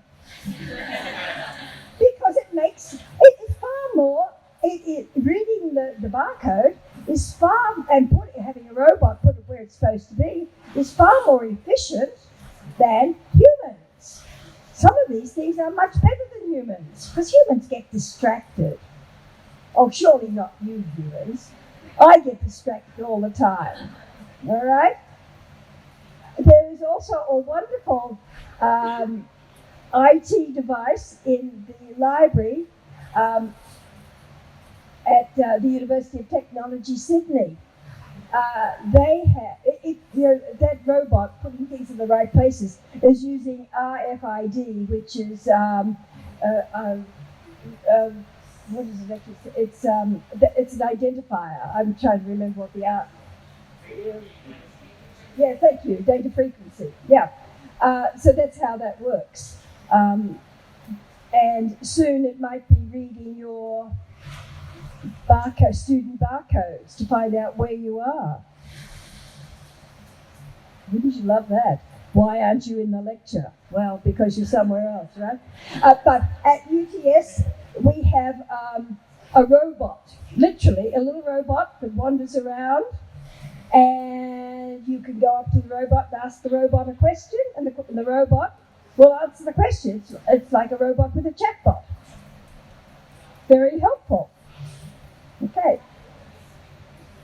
Maureen, there's an interesting statistic that you mentioned earlier in your lecture, and this is how much of the Filipinos are using Facebook for their news, and there's certainly a lot, as you know already.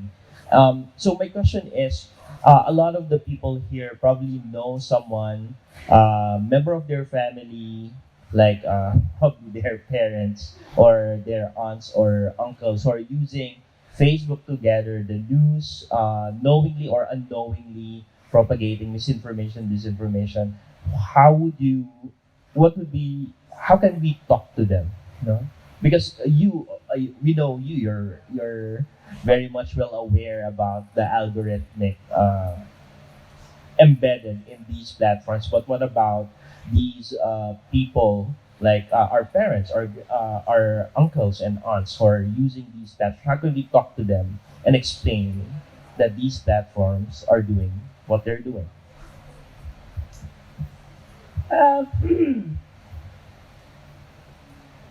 One of the problems of getting your news from one source only. How do you know it is true? Okay, I mean, that's the first question. So if you have, let's pick on your mother. Can I pick on mothers? No, I shouldn't pick on. Let's pick on father. No, pick on big brothers, all right? Or little sisters. But seriously, have them look for a piece of news as an experiment on Facebook or TikTok or Twitter or Instagram or whatever it might be, and have them do a search each day for a week. And then the week after say, I looked this up in, do you have a, well, I know Rappler is fairly left-wing. Do you have the Inquirer? Inquirer is middle? Okay. But the point I'm saying is to try to find another source and try to find the exact same story and compare. Now, I have a small story which has nothing to do with algorithms and nothing to do with technology, but it does deal with the problem of bias, which is what you are talking about. Is news from different platforms may continue to engender the same bias that you started out with. Now, this is many years ago. I was in a plane with a man who, if Robert Kennedy had not been murdered, assassinated, he would have been he would have been the President of the United States, I think. But the man that I was with was a great friend of Robert Kennedy's, and he would have been the Attorney General of the United States. So that's the background. And I was with other people, of course, and we were going on a plane to a number of different places in the United States. And every time the plane landed, it was in a small plane, every time the plane landed somewhere, he went over to the bank of newspapers outside the airport. You know, they were all sitting there, and he would take one of every newspaper out of the bins. And I can understand he did it the first time, and I thought maybe he could do it the second time. But he did it in about 20 different places, the same newspaper. And I finally said, why are you doing this? He said, because most of the newspapers are getting their information from an organization that has the news feed, and then the editor or the journalist just changes a couple of words in it and puts an entirely different spin on the same news article. I would suggest that is what and I'm not really answering your question, but that is what these technologies will do. They will take the same story and change a couple of words and make it sound like it's exactly what you thought in the first time, that you liked the last story, you loved the last story, and everybody else did with the likes. And so they feed back another one that the algorithm has run over it with natural language processing and saying, these are the words you liked before, so we're going to give it to you again. Okay? I don't know how you explain that to your big brother, or your father, but that is sort of how it works. Yeah? Thank you. That explains it, Maureen. Thank you so much. To our audience, any more questions, scenarios that happened to you while using these platforms, algorithm platforms? Yes. Hi. Good afternoon. I am Aaron Paul. I'm a librarian at the UP Diliman Library, main library branch. Recently, I've been trying some of the AI chat platforms because we do some lectures on library orientations for the students. So we sometimes mention them that there are these new technologies like ChatGPT. So to have an insight on how they work, I also tried them. and they're useful to some extent. Then recently, I also tried looking into the other chat platforms. So the one by Microsoft, Bing Copilot. So I tried applying for that last night, and it turns out the UP account doesn't work. It has to be a normal Microsoft account. So anyway, I got through. Then my question is not about the chat. It's about something else. You mentioned earlier about the companies are being rewarded with money and they're not necessarily acting ethically. Because with Microsoft, I found out that they have this Microsoft Rewards program. So if you use their platform, like say you do searches or use their browser, you could earn points. It's a rewards program, you could earn points, and it's finally available in the Philippines. So when I did the math, you could like redeem a gift card worth 500 to 1,000 pesos sa Pure Gold or SM groceries every month. They give you that gift card by earning points. So I was thinking, after all, we're doing a lot of searches, we're studying a lot. So if we're doing all this research anyway, then we might as well take advantage of the rewards program, right? So am I missing something? Because it sounds too good to be true. Do you think that's fair? Yeah. My simple answer to that is, and Sir PJ just said, do I think that's fair? I have no problems with that, as long as you are aware that in accepting that gift, you are handing over your data. If you are happy about handing over your data, all of your data, absolutely everything of your data that they are on selling to somebody else, if you're happy about that, go for it, accept the gift. Do you see where, and I know that's a hedging argument. My comment here is, I think it's perfectly fair if you understand that. In your case, you've sat through my talk and hopefully at least you half understand it, but there are so many people out there who do not understand it, and that is the huge worry. All right? The second thing, and what you mentioned, it's got nothing to do with the gift. Okay, that's the same as the gift with the loyalty cards, that I talked about earlier. With GPT chat or OpenAI, which is the company that designed GPT chat, and also the Bing Sydney, the Bing one. And I'm not sure, has Bard 2 been released yet for, I think it has, I don't know, which is the one for Google. Now, Google is not embedding its OpenAI, I was going to say it's AI platform, let's put that back. It's not embedding it in search, right? So that with Google, as it still stands, it will still search through its billions and billions and billions of sources and give you a ranked set of information, but ranked, of course, according to your personal tastes. So then what you do, presumably as a good educated person, you are going to examine which ones you think the source is better than the other source, yeah? All right, now with Bing, it has been embedded in the search.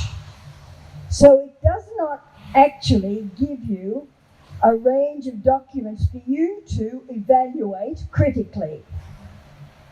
What it does is give you the answer that it has calculated via its algorithm. So to the point where, if you ran this for two years, it's possible that there's no information out there anymore. It's only the answers. I'm projecting something, but I mean, that is one of the possibilities. At least Google, which I picked on all morning, all afternoon, is still allowing you to look at the actual documents so you can critically evaluate. even if it did steal them all from Wikipedia at one point. Do you see the difference here? So to answer your question, I think it's perfectly fair for you to accept the loyalty cards, just fine, as long as you understand it. Okay? All right. Thank you very much. Thank you for sharing that. Any more questions? Yes, sir.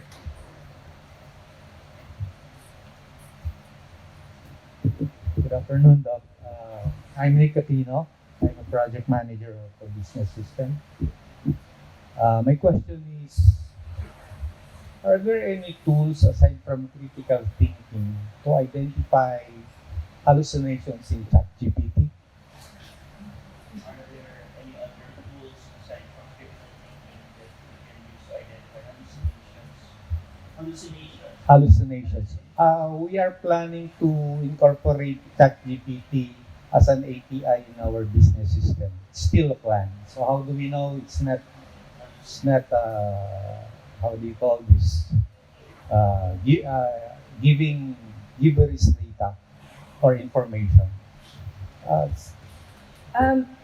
That is outside of my area of expertise. I don't think I can quite answer that, but I do know that there is a lot of work being done, and has been being done since the 1960s at MIT, about working with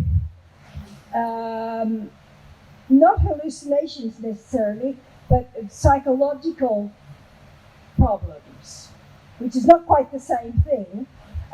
But back in about 1966 or 64 at MIT, they designed a program called ELIZA. And do we know about ELIZA? ELIZA was a chat box who was a psychiatrist, right? And so presumably with the name Eliza, we can call her she, okay?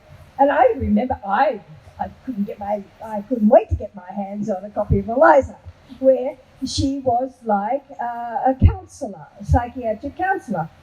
Eliza, I do not feel very well. I am really down today. What do you suggest? You're really down today? I'm sorry. What would you like to be able to do if you were not down? Well, says the patient, I would really love to be able to go outside in the fresh air, but I'm frightened of going outside. So you can sort of understand that sort of a system, which is trying to understand a mental attitude, right? Now, your question is, how do we know that this is an hallucination or a reality, I think, yeah? So I think, and I don't know, but I wouldn't mind betting about $100 instantly that they are working on these systems within the behavioral sciences or the psychiatric sciences. But I cannot give you an explanation of one one that is round. But I would think, looking around, you would probably find one. But I cannot help you with that. Thank you, Doc. My second question is, I've read that Facebook just fired their ethics team. And by doing so, what will stop other companies to do the same and create unethical systems like Russia or China? Yes, I was going to mention the fact that in privacy of Facebook, they said that we are going to get rid of all deep fakes. They actually made that pronouncement, that deep fakes were going to be banned, but the problem they ran into is they didn't know which deep fakes were satirical and amusing and which ones were really serious ones, right? And the only way that could be worked out would be for a human intervener. And right after that pronouncement, they fired 700 people, and most of them were the people who looked at which were right and which were wrong. So, your question is, what is preventing other organisations from doing the same thing? Well, I wouldn't mind betting they will do it the moment they can, when their stock share goes down, 50 cents. I'm being cynical. I think they will do it because it's always on the bottom line. I truly think, and I will say this, and you can quote me. Of course I got up. I had a bad morning. I didn't have a bad morning, but I was feeling a bit depressed this morning. Not really, but I actually think that the big technical companies have really very little in the way of ethics when it comes to money. So could Russia, I think you said, sack these people? Was that your question? Could What I'm saying is China and Russian companies can make unethical systems like in war to destroy people. Yeah, well, China has certainly done it in that they demand certain things in TikTok, for example, in Byte Dance. In Russia, I wouldn't put it past Vladimir Putin to do anything, quite frankly, but they have in Russia banned a number of the Western social media companies, and they have probably one of the most brilliant propaganda machines I have ever seen. So I think nothing would stop these countries, particularly non-liberal democracies, countries that are autocratic, strong countries, will do what I am accusing a lot of the companies for doing. So I don't know. I don't think anything will stop them if that's what they want to do, as long as it prevents people from thinking and from being able to critically evaluate the information that is being given out. Yeah? I'm sorry, that's not the answer to your question, I don't think, but perhaps. Thank you. Thank you. Those are really difficult questions. I believe some of the difficult questions of our time. So for our audience, no, the question earlier was about the hallucinations, which is a new phenomena that was identified, no, because when ChatGPT was being used, it comes up with factual statements. Sometimes it will give you references in APA citation style, but then people will realize that particular article doesn't really exist. Even the name sounds like it's true, like the name recall is one of the popular scientists, but the paper really doesn't exist. So that's an example of hallucination. If ChatGPT, if it cannot find the information, and remember, ChatGPT is harvesting information that is approximately 12 months old. Okay, and so if you ask a question that needs an answer, from the last 2 weeks or whatever it might be, if it can't find an answer, it will simply make up an answer. And that is what we call the hallucination. Yeah, right? Yeah. And they do it all the time. It's not ethical. And so consider the source every time. Okay? I'm not against ChatGPT. I think it's brilliant. Well, not brilliant. I think it's very, very good.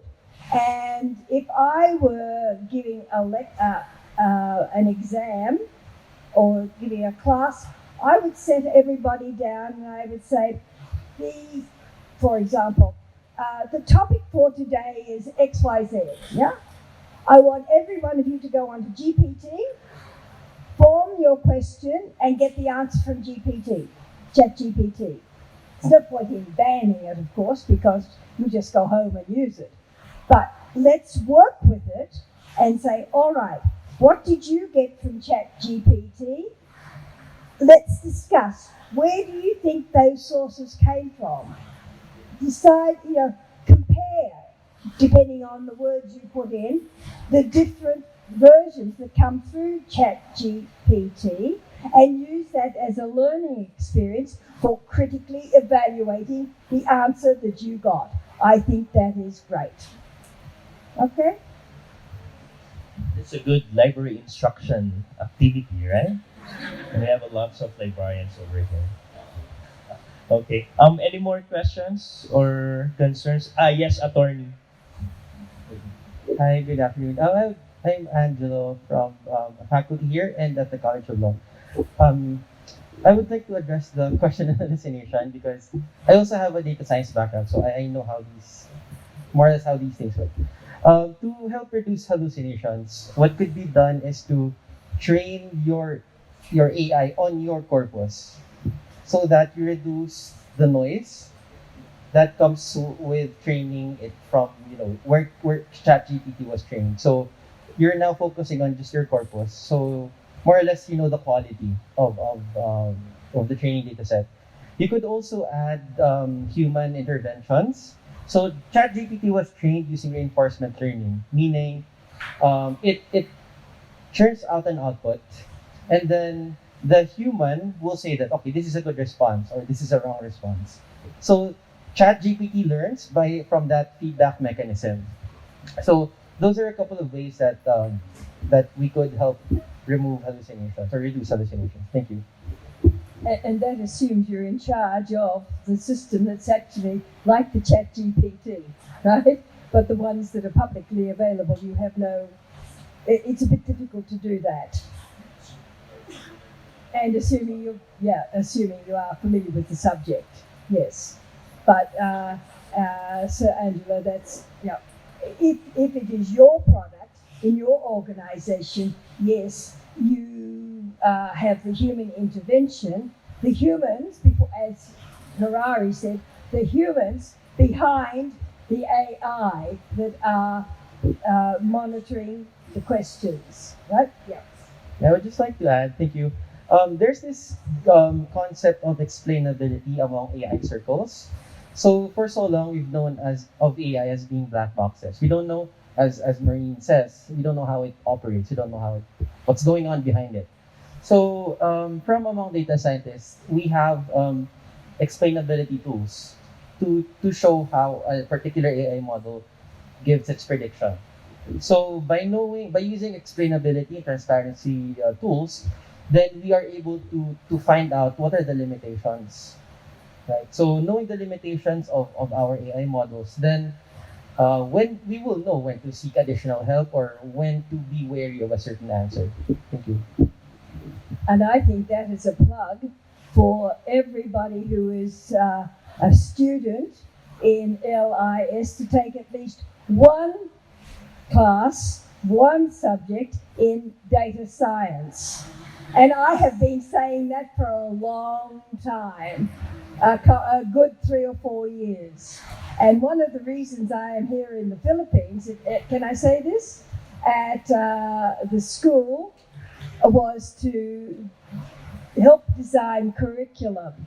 And I think I have mentioned some possible classes that you might be able to take other than your normal classes. And I would say data science is one of them. The other one that I would say is data visualization, but that's another matter. Thank you, Maureen. Any more questions or sharing from our participants? Now's the time if you want to have a conversation. Okay, so kung wala na, let's call on stage Assistant Professor Waina Therese Santos to formally close our event. She is the head of the UP SLIS lecture series. So, Ma'am Waina.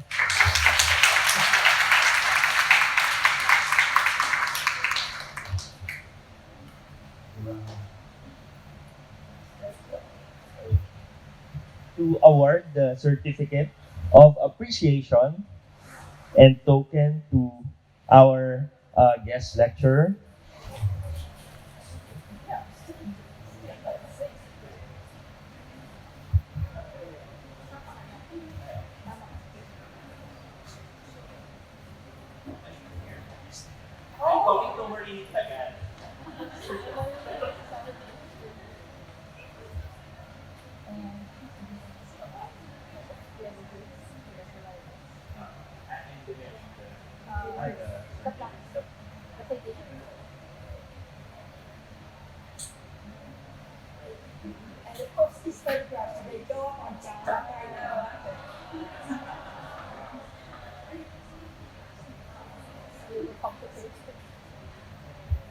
The University of the Philippines School of Library and Information Studies awards this plaque of appreciation to Maureen Henninger, PhD, for being the resource speaker for the SLIS Faculty Lecture Series 2023 entitled Algorithms, Artificial Intelligence, and Global Technology Empires, held on the 27th of March 2023 at the School of Library and Information Studies, University of the Philippines, Diliman, Quezon City, signed by Professor Wynatris P. Santos, the Chair of the SLIS Faculty Lecture Series 2023, and Professor Rhea Rowena U. Apolinario, the OIC Dean of the UP SLIS.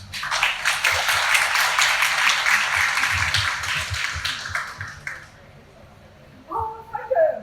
Is it going to be TikTok?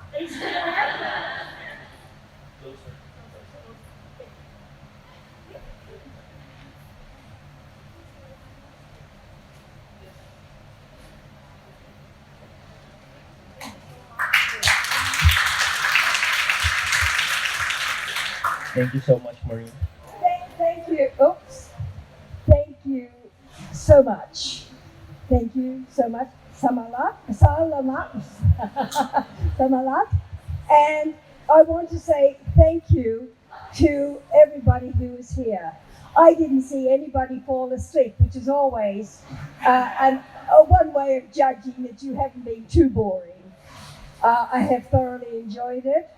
I hope I have at least given you some ways of thinking about things, and that was the main idea. I thoroughly enjoyed it.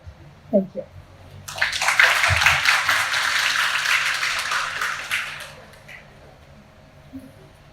Thank you so much. Okay. Yep. Thank you. And to formally close our event for this afternoon, since kasama na kita sa stage, let me call on Assistant Professor Wynatris Santos. Hello, everyone. Good afternoon, everyone. Thank you so much for joining us this afternoon. Sorry. Oops. Okay. First of all, I would like to thank Dr. Maureen Henninger for joining us this afternoon for gracing this event.